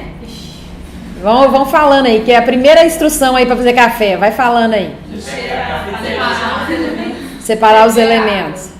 Separar. Encher a panela de água, né? Aí a ordem dessa aí tanto faz, tá vendo? Eu posso pôr a panela para encher a água e ferver, enquanto isso eu vou separando os elementos. A ordem. O que mais? Ligar o fogo, colocar a panela, Aham. colocar açúcar Colocar. Você já coloca direto na água, ok. esperar a ferver. Aí o café dela só serve para quem gosta de café com açúcar, você viu, né? Quem gosta com adoçante já não serve mais. Então, é igual... E isso é muito importante, tá, gente? Igual aqui na Silex, a gente faz um sistema de gestão. Quando eu faço um sistema de gestão, não só um sistema de gestão, quando eu faço qualquer tipo de programa, geralmente eu procuro atender um público maior, para eu conseguir vender mais o meu sistema, né? Se eu faço café com açúcar metade já não vai tomar meu café, porque metade quer com adoçante. Ah, sei lá, tô chutando aqui um percentual. 10% gosta com adoçante? Então... Eu tô sem açúcar. Aí, tá vendo? Então... Você atende menos clientes. É claro que você pode... eu posso falar, não, meu foco é só gente que toma café com açúcar. Quem não toma, azar. Quem não toma, vai lá e faz o seu, né? Eu posso falar isso. Aí você pode pensar na hora de fazer o seu programa qual que é o foco também que você quer atingir, né? Qual que é o seu mercado aí, né, Ismael? Market share aí, essas palavras aí do marketing aí. Aí você pode pensar aí o que você quer atingir, tá? Então o da Andressa é só para café, só para diabético. Então, ok. Quem mais? Aí coloca a quantidade de pó necessária no quadro. Chafé, né? Eu gosto. Eu gosto de café docinho e fraco. Coloca a quantidade, exatamente. Coloca o coador em cima da garrafa. Aí espera a água ferver. Espera a água ferver. Coa o café, isso. Joga a água lá. Fecha a garrafa, exatamente. O fio de papel, Mas é o coador, né? Pode ser coador pode ser o de pano ou pode ser o de papel. A meia, exatamente. Se não tiver, vai na meia, né? Ok, aí fecha a garrafa e tá pronto para tomar. Lava as vasilhas, né? Bom? Convém. Ok. Então vamos lá. Aula 2, variáveis e entradas de dados. Então vamos ver, porque na programação a gente usa muito variável, muito, tá? Conceito de variável, nome de variável, e agora já vou entrar em Python, tá? Porque conceito não, mas a nomenclatura é em Python, tipo também, e entrada de dados também, tá? Então aqui a gente já vai entrar um pouquinho em Python. O que era, gente, variável? Quando vocês faziam lá na 4ª série, né? 5ª série que começa a variável? Acho que é 5ª série, né? Começa a avacalhar a matemática com letra, né? Eu também acho. O que é variável lá na matemática quando a gente estudou? Na verdade, a gente começava com uma caixinha, não era? A professora falava assim, gente, variável é uma caixinha que você tem, que você guarda alguma coisa dentro da caixinha. Vocês não aprenderam variável desse jeito, não? Já falou X, já? Traumatizei, que eu nem lembro da matemática. Pois é, mas a variável, gente, nada mais é do que uma caixinha. Ela tem um espaço pré-definido, né? Dependendo do tipo que é a minha variável. E eu posso guardar uma determinada informação lá dentro. Quando é uma caixa de sapato, eu posso guardar qualquer coisa lá dentro, contanto que caiba, né? Ou não só qualquer coisa. Por exemplo, não tem como eu guardar água numa caixa de sapato, que vai derramar, né? Vai furar minha caixa de sapato. Tem como eu guardar outras coisas dentro de uma caixa de sapato. E vai depender também do tamanho. Não tem como eu colocar um elefante dentro de uma caixa de sapato, tá? Então depende, por isso que a variável ela tem tamanho e tem tipo. Porque eu vou precisar de guardar uma determinada coisa de um determinado tipo dentro de uma variável, tá? Na matemática a gente usava a palavra incógnita também, né? E sempre era o nosso x aqui, tá? X mais 1 igual a 2, então x é igual a 1, né? Teoricamente né? Na programação, variáveis são utilizadas para armazenar valores e para dar nome a uma área de memória, onde os dados são armazenados. Vocês lembram da memória, gente? A memória RAM aqui que eu tô falando, tá? Não é o HD, tá? E nem a memória, né? Não, a memória do computador, aquela plaquinha verdinha desse tamanho assim, mais ou menos, tá? Que é onde fica o quê? O que eu tô processando no momento aqui. É a memória temporária do meu computador, tá? As minhas variáveis, elas são guardadas na minha memória RAM. Nós armazenamos algum valor em variáveis de forma a utilizar esse valor mais tarde no programa. Igual foi lá que ele pede o nome, né? Lá no meu... Aqui no meu... Aqui, ó, escreva, leia a idade. Idade, aqui, ó, é onde que eu tô salvando a idade que eu peguei do usuário. É a minha variável, tá? Variável, você dá um nome para ela representar um espaço na memória do computador. Nós vamos ver um pouquinho mais a fundo o que é isso, tá? Então, voltando lá na minha variável,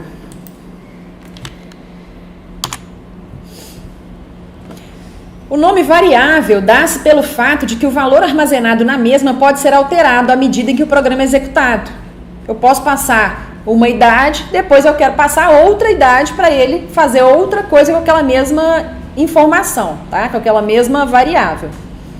Quando referenciamos uma variável, significa que estamos referenciando o valor armazenado nessa variável. Então, se eu pergunto qual que é o valor da palavra idade, né, da variável idade, ele vai me voltar o que está dentro dela, que está dentro da caixinha. Então, é como se eu estivesse abrindo a caixinha e olhando lá o que tem lá dentro. Tá? Isso é que é perguntar o que tem dentro de uma variável. É perguntar o que tem dentro da caixinha. Sempre que vocês tiver dúvida do que é variável, lembra sempre da caixinha. A caixinha, ela guarda uma coisa de algum tipo. E ela tem um nome, caixa. Tá? Memória. Memória do computador. A memória do computador, isso aqui é uma representação gráfica da memória, tá, gente? Por que eu estou definindo desse jeito? Por quê? Porque a memória, ela tem endereços. Igual aqui, a memória, eu posso falar que é uma cidade. Por exemplo, eu tenho um endereço e nesse endereço eu tenho a minha coisa, que seria o que tá dentro da minha memória, tá? Então aqui eu tenho uma caixinha de correio do prédio. Uma caixinha de correio do prédio. Fácil, uma caixinha de correio do prédio, tá? Não tem lá apartamento 101, 102, cada um ali é um endereço. E dentro desse endereço eu coloco uma coisa, que é a minha correspondência, que é uma caixa que chegou com alguma coisa dentro, tá? Eu tenho tamanhos diferentes que eu posso armazenar dentro das minhas caixinhas de correio. Mas cada lugarzinho da minha caixinha de correio vai ter um tamanho e eu vou colocar alguma coisa lá dentro.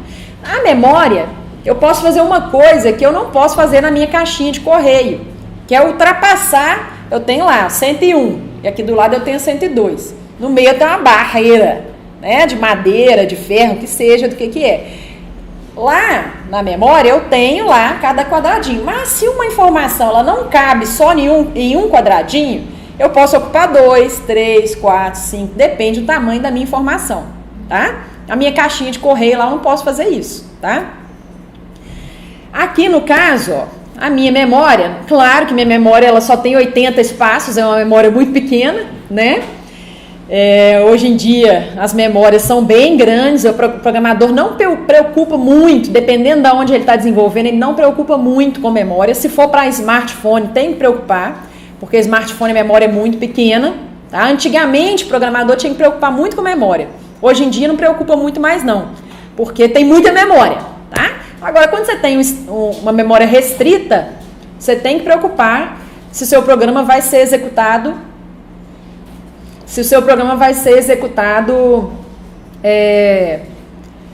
de uma forma mais rápida ou não, tá? Dependendo da quantidade de memória que você vai trabalhar.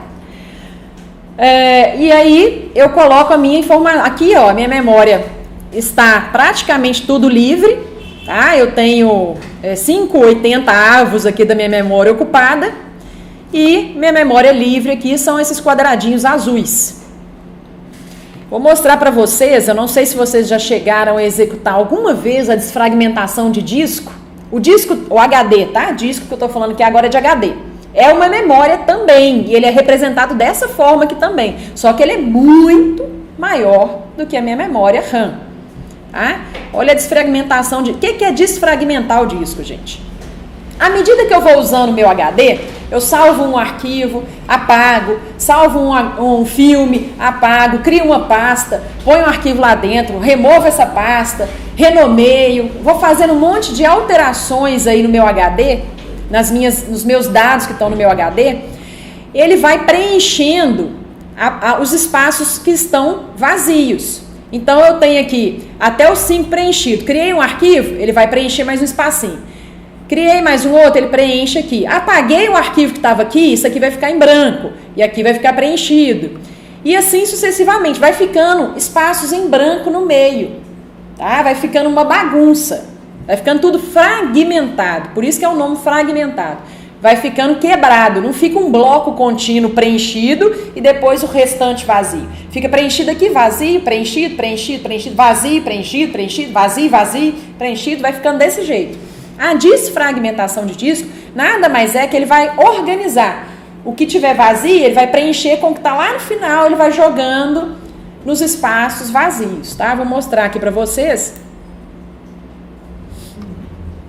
o que ele faz, o que a desfragmentação de disco faz. Aqui, ó.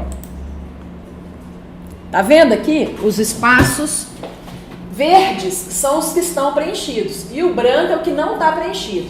A desfragmentação, tá vendo que ele está pegando?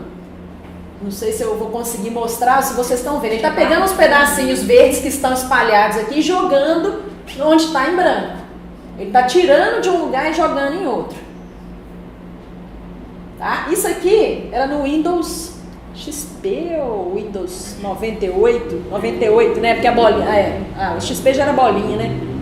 98, que era bonitinho desse jeito aqui. O Windows atualmente, ele não faz mais dessa forma de visualização. São umas barrinhas, tá?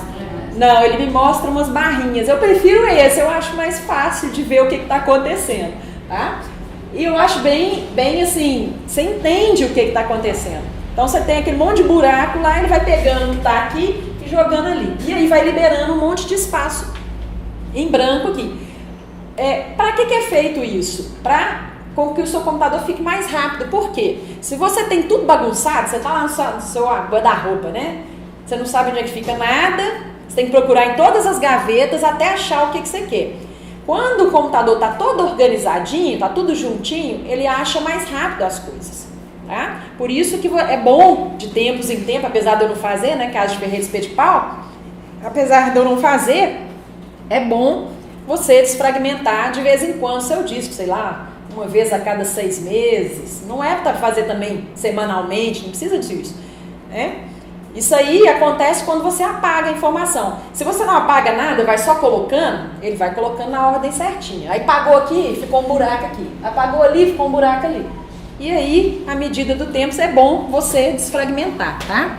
Isso é para HD, tá, gente? Memória RAM não desfragmenta, não. Porque o que acontece quando você não salva na memória RAM? Tudo é perdido quando você reinicia seu computador, não é? Então, ela limpa a memória. Você reiniciou seu computador, ele limpa a memória e vai carregando novamente à medida que os programas vão iniciando, tá? Então, eu liguei meu computador, aí ele está carregando o Windows, ele está colocando informação na memória. Aí entrei no Chrome, ele coloca mais uma informaçãozinha lá na memória e assim por diante, tá? Isso aqui era só uma curiosidade, não tem muito a ver com a memória RAM não, mas é para vocês saberem como é que é o funcionamento de uma memória, tá? Então aqui eu tenho a minha memória e quando eu crio uma variável, seja qual for a linguagem utilizada para desenvolver um programa, toda variável que é criada é alocada em um espaço na memória RAM do computador. Então quando eu crio, ele vai colocar mais um amarelinho aqui. Ele vai preencher uns espaços da memória. Vai depender do quê? Do tamanho da sua variável. Quando o programa é executado, o endereço do local desse espaço reservado na memória é passado para essa variável. Será onde o conteúdo da variável irá armazenar o seu conteúdo de memória. Então, aqui, ó, vou criar uma variável de 4 bytes, que é uma variável do tipo inteira, por exemplo, ela é de 4 bytes. Então, ele vai pegar 4 quadradinhos aqui e vai reservar para essa minha variável, tá? Ele vai preencher. Então, minha memória já tem menos espaço livre agora. Tá? Então, gente, por que eu estou falando de variável e memória? Agora, vocês vão falar assim, mas para que eu tenho que saber como que armazena essa variável na minha memória? Não, tá armazenado lá. É porque, mais para frente, nós vamos ver como é que o Python busca essa informação lá na sua memória. Se ele vai buscar a informação que está aqui, ou se ele vai buscar a informação que está aqui, ou aqui, nós vamos ver, tem muito a ver com a programação, onde a variável está alocada na memória, tá? Alocada é só onde que ela está salva lá na memória. Fala. Só uma pergunta. Por exemplo, eu estou criando minhas variáveis, mas a memória RAM é temporária. Uhum. Eu tô programando, tô lá. Não. Variável X. Não, peraí. Enquanto você está programando, ele tá na memória RAM mesmo, mas uma vez você vai salvar o seu programa. Então essa variável... Qual que é esse momento? Não, porque na hora que você salva o programa mesmo. O que é salvar o programa? Clicar no disquetinho lá para salvar mesmo. Qualquer coisa que acontece. Salvar mesmo. É o disquetinho mesmo. Se você for... Igual lá no Lucas, a gente está com o GD, você manda salvar. Manda salvar, exatamente. Como arquivo.py. E ele vai salvar onde? No HD. Tá? Ele vai ocupar nessa hora... Não é nessa hora que ele tira, tá? Ele na verdade, o computador, ele tem um processo de limpeza de memória, mas isso ele faz de tempos em tempos, tá? Não é toda hora, eu salvei, ele já vai tirando. Ele faz lá do jeito dele. Eu não entendo muito bem do funcionamento de limpeza de memória, não. Na verdade, o que acontece? Ele só vai limpar a memória a partir do momento que você tiver que utilizar de novo, você mandou fazer alguma outra escrita na memória. Naquele mesmo lugar, né? Aí ele vai e faz o swapin, ele pega, manda pro HD, e aí ele pega do HD e manda pra memória. Pra memória. É porque, pra que ele não limpa toda hora? Pra ter um cache. O que é cache? Não sei se vocês... Você acabou de definir um trem e ele tá lá na memória. Por quê? Porque você acabou de definir, pode ser que você queira usar aquilo novamente. Por isso ele salva em cache. Pra que é isso? Porque para ler do HD é mais demorado do que ler da memória RAM. Tá? Então ele não põe tudo no HD e limpa a memória. Por quê? Porque como você acabou de usar aquilo, pode ser que você use aquilo novamente naquele momento. Então ele deixa ainda reservado lá por um tempo. E aí, para quê? Para ficar mais rápido se você quiser usar aquilo novamente, tá? Então tem uma memóriazinha que é um cache.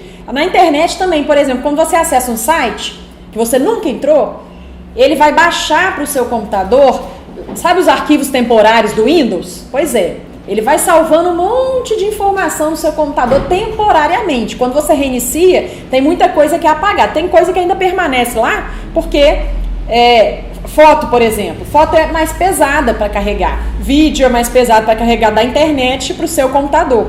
E aí ele salva um cache, que é um armazenamento temporário, para que você não fique lento da próxima vez que você entrar naquele site. Tá? A mesma coisa ele faz na memória aqui, enquanto a gente está... trabalhando. Ele vai salvando aquilo temporariamente naquela memória e de tempos em tempos ele vai limpando, exatamente. Por que eu estou falando de variável e memória? Na verdade é porque a variável, eu vou mostrar isso também, mas a variável ela aponta para aquele lugar na memória. Eu tenho a variável aqui no meu programa, na hora que eu vou usar ela vai lá e busca onde que está aquela informação que está lá dentro da memória, tá? Às vezes, essa variável eu não estou usando mais, ele para de apontar. Ele para de ter essa referência para a memória. E ela fica lá ainda na memória. Aquele valor, vamos supor, eu tinha x igual a 10. Aí está lá 10 na minha memória. Aí eu faço x igual a 11. Ele não faz o valor de x lá na minha memória mudar para 11. Ele cria outro lá na minha memória, fica o 10 lá e fica o 11 também. E aí ele só aponta agora o X para o 11. Mas o 10 continua lá. Só que não tem ninguém apontando para ela. Ninguém. Ela está lá perdida na memória lá. Mas ela continua lá. Aí de tempos em tempos ele limpa essa memória. Tá? E aí se eu quiser referenciar o X igual a 10 de novo, ele vai criar outro se já tiver limpo. Entendeu? De tempos em tempos ele faz essa limpeza. Tá? Observação, vamos estudar mais pra frente o que é uma função, tá? E isso aqui a gente vai ver um pouquinho mais pra frente. Eu falei disso agora só pra já entrar aí na memória de vocês, tá? Mas a gente vai entender mais pra frente essa referência entre a variável e o que tá na memória, tá? E vai ser mais prático um pouquinho, vocês vão ver a coisa acontecendo, tá? É só pra vocês terem uma noção de variável e memória. E função, por que eu tô falando vamos estudar mais pra frente que é uma função? Porque a gente vai usar algumas funções, eu vou falar o que é função também mais pra frente. Por enquanto a gente só vai usar, tá? Então a gente vai criar, e agora vocês vão poder entrar no Python. Como é que entra no Python no Windows? Você vai aqui no menu iniciar e digita IDLE. Idle. Agora nós vamos entrar no Python, tá quase acabando a aula já, mas a gente vai ver só um pouquinho ainda de variável, tá? Entrou no idle. E no Linux? No Linux, você digita Python no command, no bash.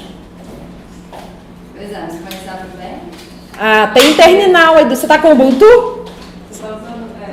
O Ubuntu do ladinho aí não tem o terminal aí pra você, não? Tô indo na pesquisa. Eu sei. Sim, tem. Não, mas tem aquela bolinha que seria o botão iniciar do Windows que fica lá em cima. Aí você digita Essa terminal. bolinha. Isso, aí você digita terminal e aparece aí pra você. Tem isso. Aí tem que digitar Python dentro. Quem que tá com Linux? Só você? Faz mesmo. Tá. Ah, Mas o seu já foi grande.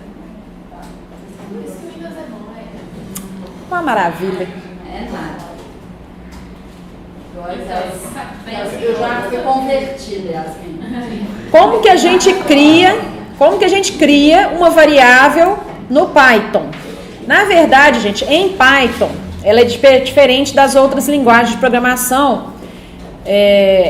Eu não preciso de criar a variável, assim, definir o nome e falar o tipo que ela é. Tá? Python, não, fracamente tipado. Python é fracamente tipado. O que quer dizer fracamente tipado? Fracamente tipado é o seguinte: eu venho aqui e coloco assim, A igual a 2. O Python já sabe que 2 é um inteiro, e aí ele assume que é inteiro, né, gente? Igual da matemática. Números inteiros, números reais, números complexos, números naturais, imaginários, imaginário complexo, irracionais. Ele mesmo já sabe qual que é o tipo quando você cria a variável, tá? E depende de como que eu criei. Eu criei A igual a 2, não criei? Se eu quiser saber qual que é o tipo do A, o A é o que? A minha variável. O igual é para eu atribuir. Eu não vou falar. Atribuir em Python também não é muito bom, não. Mas é para eu pegar o valor de A, pegar o 2 e jogar dentro da minha caixinha lá. Peguei o 2 e joguei dentro do A, tá? Então eu coloco só um igual. Você quer desenhar agora? Não precisa não. Tá Aí, bem pequenininho o seu aí, ó. tá bem pequenininho, né? O Windows, eu não sei como é que dá zoom nesse trem. Deixa eu ver Ctrl+. Não, Ctrl+. Você falou pro Windows? Não foi aqui que eu falei, não. Mas espera aí. Windows Options Configure Item. Aqui, ó. O máximo é 22, então vai ficar no 22, tá? Aí, ó. Na verdade, eu vou colocar como eles fizeram aqui, ó, na metade da tela só, mas tá grande demais. Windows esquerda. Windows esquerda? Windows setinha. Ele fica metade. Ah, sabia disso não. E seta pra cima? Não? Ah, não, mas eu... Ah, tá. É. Aqui. Ah, mas aí eu não precisava do Windows esquerda, eu podia ter feito assim também. Mas é porque eu não sabia que ele redimensionava embaixo também, não? Por exemplo, se eu tiver assim, ó. Então aqui, na verdade, eu quero é isso. Então eu defini aqui A igual a 2, né? Aí eu quero ver qual que é o tipo da minha variável A. O que é tipo, né, gente? E quais são os tipos que o Python tem? Eu vou passar isso também, mas eu vou colocar assim, ó, type e coloco A entre parênteses. Isso é uma função, vou explicar o que é, tá? Aqui, ó, type int. Int é inteiro, tá? Inteiro não é fração, a diferença é essa. Eu tenho números negativos no inteiro? Tenho. Eu tenho 0 no inteiro? Tenho. Eu tenho positivo? Tenho, mas eu não tenho 2,5, por exemplo, tá? Agora, se eu fizer assim, ó, B igual 2.0, qual que é o tipo dessa minha variável? Type B. Esse é float.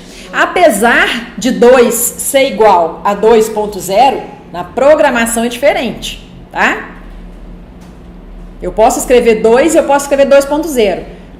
Para mim, né, pessoa, no ser humano real, é igual, mas para a programação é diferente. Pois é, mas a diferença... Na verdade, a diferença é só o tipo. O valor é o mesmo, mas o tipo é diferente. A diferença do Python... No espaço de memória também, exatamente. Porque o tipo float, ele ocupa mais espaço do que o tipo inteiro, né? Aqui a gente tinha lá o nosso... O inteiro são 4. O inteiro são 4 e o float? Não sei. Eu acho que são 8 e o double é 16. Então é porque tem que armazenar Ele tem que pagar o máximo. Exatamente. Então, Isso gente... aí do Python, que é lindo, que todo mundo fala, esse negócio do tipo aí que você não falou, é que ele já interpreta sozinho. Se fosse, por exemplo, no C Sharp, Tudo- você teria que falar. Helena, tudo tem as suas vantagens e desvantagens, tá? Então calma que eu vou falar das vantagens e desvantagens de você fazer isso, tá? Ele deixa você errar mais também, né? Python, gente, ele é uma linguagem...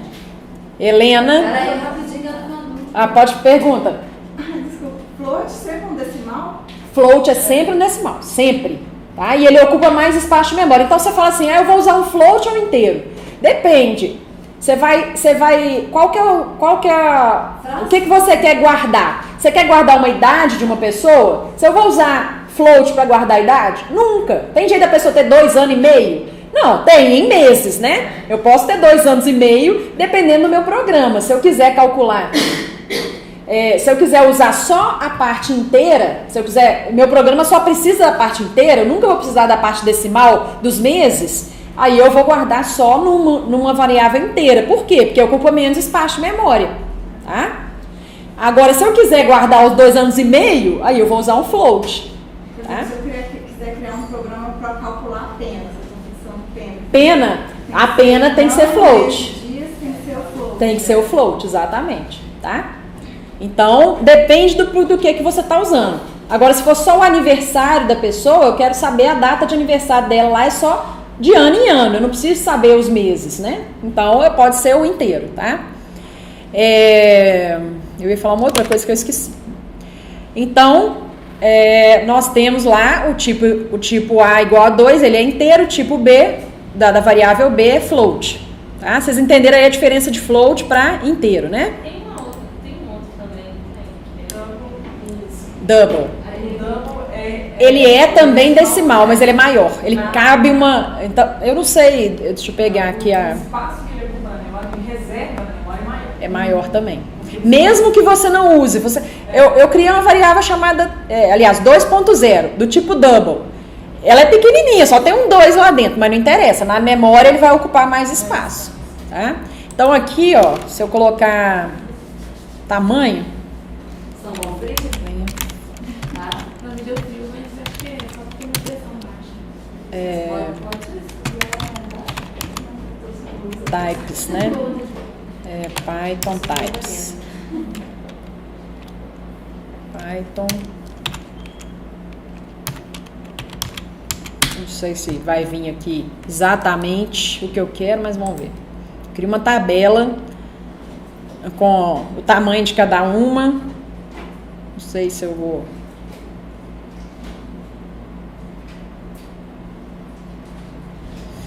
A documentação de Python, gente, é muito boa, tá? Ela tem tudo. Não sei se eu vou conseguir, não. Né? Acho que esse é o primeiro. Não.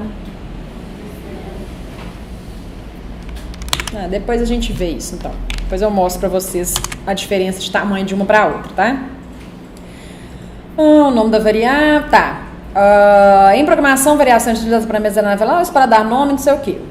Então, em Python, gente, a variável, o nome da variável só o nome da variável só é um nome, eu vou explicar de uma forma melhor. Na verdade, em outras linguagens de programação, a gente tem essa referência entre o nome da variável e o espaço da memória que ele é utilizado. Tá? Em Python é um pouco diferente, mas eu vou explicar mais pra frente o que eu tô querendo dizer. Nós armazenamos algum valor, isso aqui eu já li, né? Dá-se pelo fato, não sei o que, pode ser executado, pode ser alterado, isso aqui eu já tinha falado. Quando referenciamos uma variável, significa que estamos referenciando o valor armazenado nessa variável, que está onde? Na memória. Tá? Mas eu vou explicar isso mais pra frente de um jeito mais fácil.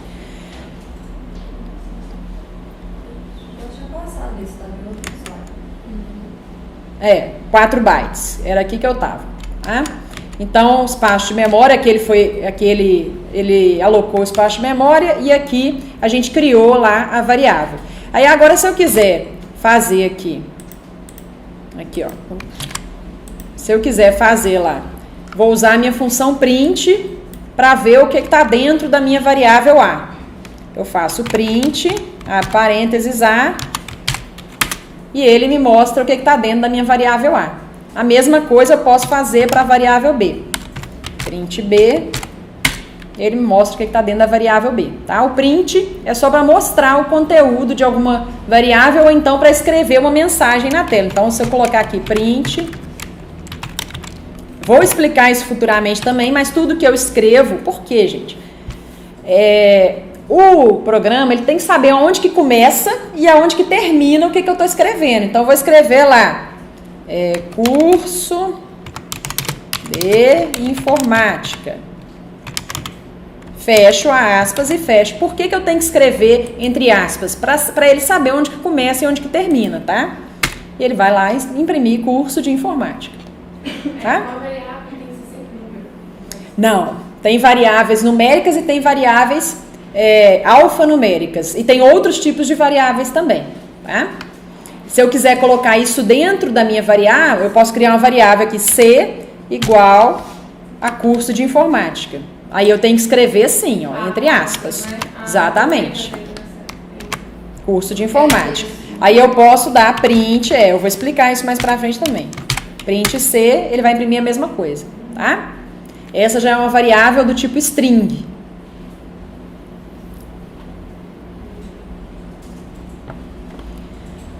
Agora, o porquê que eu falei. Então, aqui, ó, uma outra variável. Uma variável salário. Ah, gente, nome das variáveis. Falei ainda não, né? Nome das variáveis. Eu dou um nome que condiz com o que eu vou armazenar. Se eu vou armazenar a idade, eu dou o nome da variável de idade. Eu não vou dar o nome de casa e armazenar a minha idade. Por quê? Porque na hora que um programador pegar o meu código-fonte para ler, ele vai falar, meu Deus, o que casa quer dizer? Entendeu? Eu não vou pôr o nome Yasmine e pôr lá idade lá dentro. Ou então X, Y, Z, A, B, C, D. Isso, é só, tô fazendo A, B, C, D aqui, só de teste, tá? Mas os programas todos que nós vamos fazer aqui vão ser todos com nomes iguais ao que eu quero pôr dentro. Então, se eu quero pegar o valor do salário, a minha variável vai chamar salário. E outra coisa, apesar de Python 3.5 poder escrever acento, não é uma boa prática de programação você escrever acento no nome de uma variável, tá? Então, salário, apesar do português ele ter acento, a gente não põe, tá? Não é uma boa prática de programação, porque só dá mais trabalho, você tem que ficar digitando acento para as coisas, e só dá mais chance de dar erro. Tem algumas linguagens assim que tem essa ligação com acento? Ou não conheço. Não conheço. Porque geralmente a linguagem de programação, o povo pensa muito em inglês. E inglês não tem acento, né? Para fazer uma linguagem, eles sempre pensam em inglês. Então, eu não conheço uma linguagem que é obrigatório você ter acento, não. Acho que não existe, tá? Então, aqui eu fiz salário igual a 1.500 e aumento igual a 5. Então, o que tem dentro de salário? 1.500. O que tem dentro de aumento? 5. Aí eu quero calcular o aumento do meu salário. Tá? Eu quero calcular qual que é o meu novo salário com o meu aumento de 5%. Ah, por que você não colocou 5%? Poderia ter colocado 0,05. Tá? Só que aqui eu já estou fazendo a conta dividindo por 100. Então, por isso eu não preciso de colocar 5%, tá? Então, vamos fazer isso aí. Eu vou criar duas variáveis. Vou criar a primeira variável, salário, igual a 1.500. Vou criar a segunda variável, aumento, igual a 5. E vou mandar fazer aquela continha já imprimindo a conta. Você viu aqui, ó, que eu não fiz a conta primeiro e depois eu mandei imprimir. Eu posso fazer das duas maneiras. Eu posso criar uma outra variável chamada assim, novo salário. Faço a conta e imprimo a palavra novo salário, a minha variável novo salário. Ou não, eu posso fazer tudo de uma vez no print, tá? Então, eu vou colocar print. Aí, como é que é a conta? Deixa aí pra gente fazer, tá vendo? Eu vou fazer assim, ó, shift, não, ESC, peraí, que eu vou copiar pra lá, é mais fácil. Aí fica aqui, né? Tirar tudo.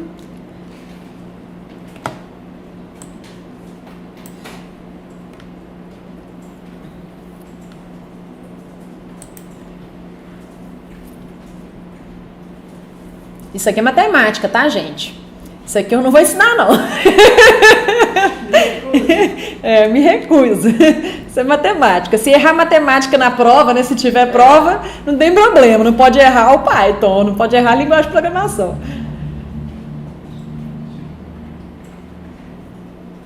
É claro que seu programa vai dar errado, né? O resultado não vai ser o esperado, mas não é isso que eu tô querendo aqui. Você está fazendo um aumento de 5% do seu salário. Exatamente. Essa é a conta. Olha lá, ó. 5%. Deu 1.575. Ele já fez o aumento e já somou. Porque aqui, ó, essa parte aqui é para calcular os 5%. Só que aqui ele está somando com o salário que já existia, que era 1.500. Então, ele já calculou os 5% e já somou com os 1.500. Ah, tem um jeito mais fácil de fazer isso? Tem. Né? Você multiplica por 1,05, né? O aumento, né? Mas, tá bom. Tá lindo desse jeito. Todo mundo deu certo aí? Tá? Gente, outra coisa. Por que eu tive que colocar um parênteses aqui? Na verdade, aqui eu nem sei se eu precisaria, porque o mais dividido eu não precisaria, não. Porque aqui a ordem já está certa, tá? Mas matematicamente, gente, quando eu quiser executar o mais antes de um dividido, por exemplo, eu tenho que pôr um parênteses, tá? Isso aqui no Excel também é assim, não é só no Python, não. Olha lá, ó. Aqui dá a mesma coisa, tá? Eu posso fazer com ou sem parênteses. Tá? Isso aqui foi só para ficar mais bonito. Esse parênteses aqui foi só para ficar mais bonito. Mas, no fundo, ele faz a mesma coisa, com ou sem parênteses. Mas se fosse o contrário... É porque essas linguagens de programação, geralmente, elas acompanham a regra, né? Acompanha a regra. Primeiro multiplicação e divisão e depois... O Excel também é assim. Primeiro multiplicação e divisão, depois mais e menos. Na verdade, a ordem é primeiro parênteses, depois exponenciação e radiciação, depois multiplicação e divisão e depois subtração e soma. Tá? Mas se fosse o contrário aqui, se eu quisesse fazer o mais depois, se eu fosse fazer esse aqui primeiro e depois somar, tá vendo? Vou pôr um mais aqui, eu quero fazer o mais antes, fazer aqui, ó, mais aqui. Na verdade, eu queria fazer, se fosse, seria isso aqui, né? Eu teria que pôr um parênteses, que aí ele faz primeiro 100 mais salário, depois ele faz salário vezes aumento e depois o resultado disso ele divide pelo resultado disso aqui. Tá? Sempre que eu quero executar primeiro uma parte, para depois executar o resto, eu tenho que pôr entre parênteses. Quando a ordem, né, não for já prioritária. Mas essa conta aqui não precisa nem de fazer, não, porque isso aqui não tem nada a ver com o que eu estou falando. E o nome da variável? Só vou passar mais o nome da variável para a gente terminar. Toda variável tem que ter um nome, tá? Escolhido pelo programador. Não tem como eu atribuir 2 no nada. Não tem como pegar 2 e jogar direto na memória sem ter uma variável, tá? O nome deve ser autoexplicativo, que é o que eu falei. Se é salário, meu nome vai ser salário, tá? E, gente, o nome ele tem que ser bem explicativo mesmo. Mesmo que a variável for ficar com um nome maior, não tem problema, tá? O nome deve começar com letra, não pode ter espaço. Eu não posso começar uma variável com número no Python. Eu tenho que começar com letra. Ou, então, com underline, tá?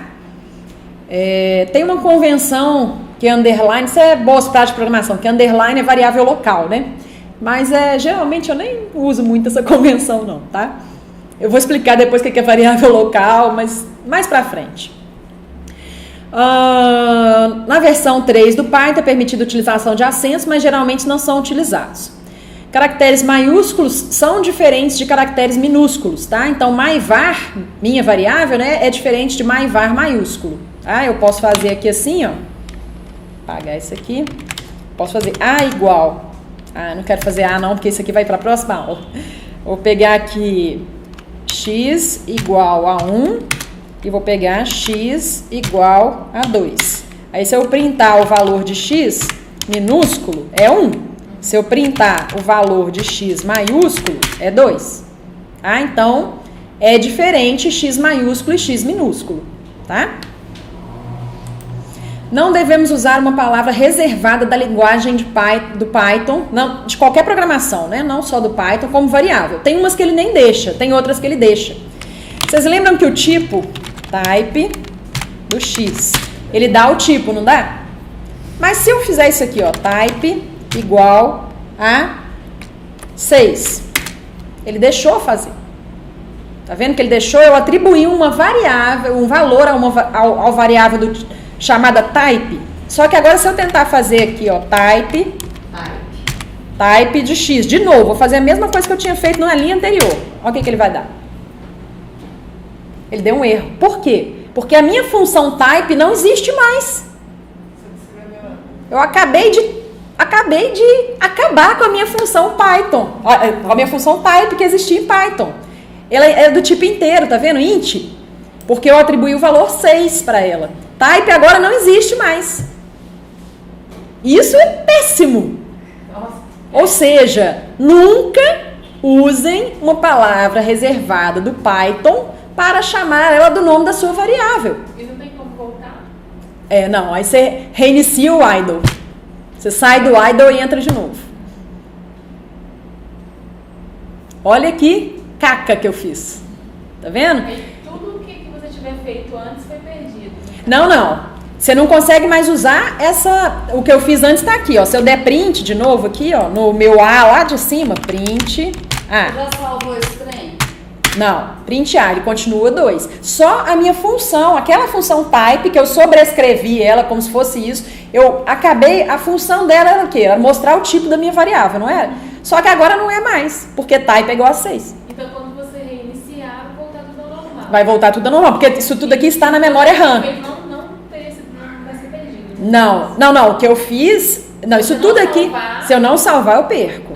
Isso tudo aqui eu perco. Isso é para copiar acima do type que você definiu como você Não. copia para outro arquivo e salva. Só que na verdade, isso aqui, como não é um programa mesmo que eu estou fazendo, são só instruções aleatórias, sem vínculo uma com a outra, eu não vou fazer um arquivo para salvar, tá? Mas se eu quisesse salvar, eu até poderia salvar isso tudo aqui. Só que se eu executasse tudo de uma vez, ele ia dar o mesmo erro no final. Se eu quiser executar até aqui, só, né? Eu salvo só essas instruções que eu dei para cima e aí ele não vai dar esse problema no final, tá? Então, gente, por isso que eu falo, não, mesmo que ele permita fazer, porque tem umas que ele não permite. Se eu fizer assim, ó, int igual a 4. Ele permitiu int também, import, ele não deixa não. Import igual a 8. Ele dá erro, tá? Mesmo que ele permita, não façam. Python é muito permissivo. Isso que eu ia falar. Python é muito permissivo, ele é pra gente grande, tá? É pra gente que sabe programar, tá? Porque ele permite fazer muita caca. Uma delas é a questão da variável. Eu criei a minha variável lá, A, igual a 2. Se eu der print aqui de novo, ó, print A é 2, não é? Mas e se eu fizer A igual a Yasmine? Ele deixa. Se eu der print, a minha variável que era inteira virou uma variável string, que eu aceito alfanumérico agora. Ou seja, se eu crio uma função para somar dois números e põe lá A e B como parâmetro, depois eu vou explicar o que é isso, e eu recebo Yasmine, ele não vai dar erro. Porque ele vai deixar eu receber, porque eu não defino qual que é o tipo da minha variável. Ele atribui o tipo na hora que ela entra, na hora que eu faço ela ser igual àquilo. Se fosse em VB.NET, VB6, C Sharp, Java, C, que são fortemente tipadas, a diferença é essa. Tem um slide aqui que mostra isso. Vou só dar uma avançadinha para chegar nela, deixa eu ver aqui. Tipos de dados, tipos de variáveis. Não sei onde é que tá o slide, não. Mas em VB... já sei como é que eu vou achar. DIM. Não dá. Peraí, Ctrl E, Ctrl Home, Ctrl L. Currency. Aqui, ó. Isso aqui é VB.NET, tá? No VB.NET, antes de eu fazer salário igual a 1.500, antes disso, eu sou obrigada, dá erro se eu não fizer isso, a declarar a minha variável. O que é declarar? É eu falar qual que é o nome dela e qual que é o tipo dela. Salário é do tipo currency. Currency é moeda. Moeda não aceita Yasmine. Se eu tentasse colocar salário igual a Yasmine, iria dar erro. Então, a diferença de fortemente tipada para fracamente tipada é essa. Python é fracamente tipado. Ele aceita jogar qualquer coisa dentro da variável. Não importa. Eu não falei qual que é o tipo da variável. Mesmo que eu já atribuí inteiro para ela, eu posso atribuir string para ela. Isso aí foi a nossa conversa, né, daquele dia lá fora da escola. Que eu fui olhar se ele deixava mesmo. Ele deixa fazer isso. Isso é péssimo. Eu acho péssimo. Porque pode dar muito erro no seu programa. Então você tem que ser um programador que se preocupa em sempre verificar o que está dentro daquela variável onde sai usando. Tá? E em VB.NET não preciso. Se ela é do tipo currency, lá dentro só cabe moeda, só cabe float, como se fosse isso. Currency seria o float no Python, tá? Só cabe número com vírgula. Pode até ter número sem vírgula, mas é número. Eu consigo somar. Você está falando na prática que você não gosta, mas tem que falar. Calma, eu só tô falando. Não, eu não disse que eu não gosto de Python, senão eu não teria. Não aprendo Python. Eu adoro Python. Ele é muito simples para escrever código-fonte. Em outras linguagens eu tenho que fazer um texto desse tamanho. No Python eu escrevo desse tamanho. Tá? Tem muitas vantagens. Estou falando a desvantagem da declaração de variável. De não declarar a variável, tá? A aula já acabou, só vou terminar aqui onde que eu estava aqui. Então, fiz o print. Ah, tá. Eu ia mostrar aqui as palavras reservadas. Então, ó, gente, não vai usar false como nome de variável. None, true, end, as, assert, break, class, continue. Nenhuma dessas aqui vocês vão usar para dar o nome da sua variável. Tá? Primeiro, nós falamos português. Ou seja, eu falo português e eu quero fazer um programa com código-fonte em inglês? Claro. Por exemplo, Triton, que é um código-fonte mundial, eu não vou fazer em português. Por quê? Porque a pessoa que vai lá da Bélgica mexer, lá da França, lá da Rússia, vai mexer no código-fonte, ele não vai entender nada. Tá? Quando o código-fonte ele é mundial, a gente faz ele em inglês. E mesmo assim eu não vou usar essas palavras reservadas para chamar a minha variável, tá? Agora, quando o programa ele vai ser usado só no Brasil, com programadores só do Brasil, eu vou fazer em português, então não tem nem risco de eu chamar a minha variável do nome reservado, tá? E o detalhe é que essas palavras reservadas, quando você escreve, ela muda de cor. Muda de cor, exatamente. Então, gente, né? Não tem como você falar, nossa, mas eu não sabia que era uma palavra reservada. Sabe sim, porque ela muda de cor, tá? A sua variável não muda de cor, ela é pretinha mesmo, tá? Então aqui eu já falei, né, no Python a variável não é declarada, quando o valor é atribuído ao mesmo tipo é atribuído. Então, eu atribuir esse valor aqui, qual que vai ser o tipo dela? Vai ser float. Se eu atribuir um número puro, sem vírgula, vai ser integer. Se eu atribuir Yasmine, vai ser string. Eu tô falando muito de variável e nem falei dos tipos, né? Mas eu vou falar daqui a pouquinho, tá? Daqui a pouquinho não, na próxima aula. Em outras linguagens, como Java ou VB.NET, a declaração obrigatória. Private, salário, as currency. O private aqui é o local. Depois eu vou falar mais o que é local e o que é global, tá? Mas é para definir o seu domínio, onde que essa variável ela é válida. Então, deu para entender o que é fortemente tipada e fracamente tipada? E qual que é a desvantagem de ser assim? A vantagem é que você escreve menos, né? Você não precisa de declarar tudo antes para depois usar. Você sai usando. Mas aí você tem que tomar muito mais cuidado. Ok? Dúvidas? Não? Deu para entender tudo até aqui? Daqui a pouco a gente vai começar a fazer mais programa aí. Vai precisar disso tudo aí. Então, é isso. Na próxima aula já começa com uma atividade.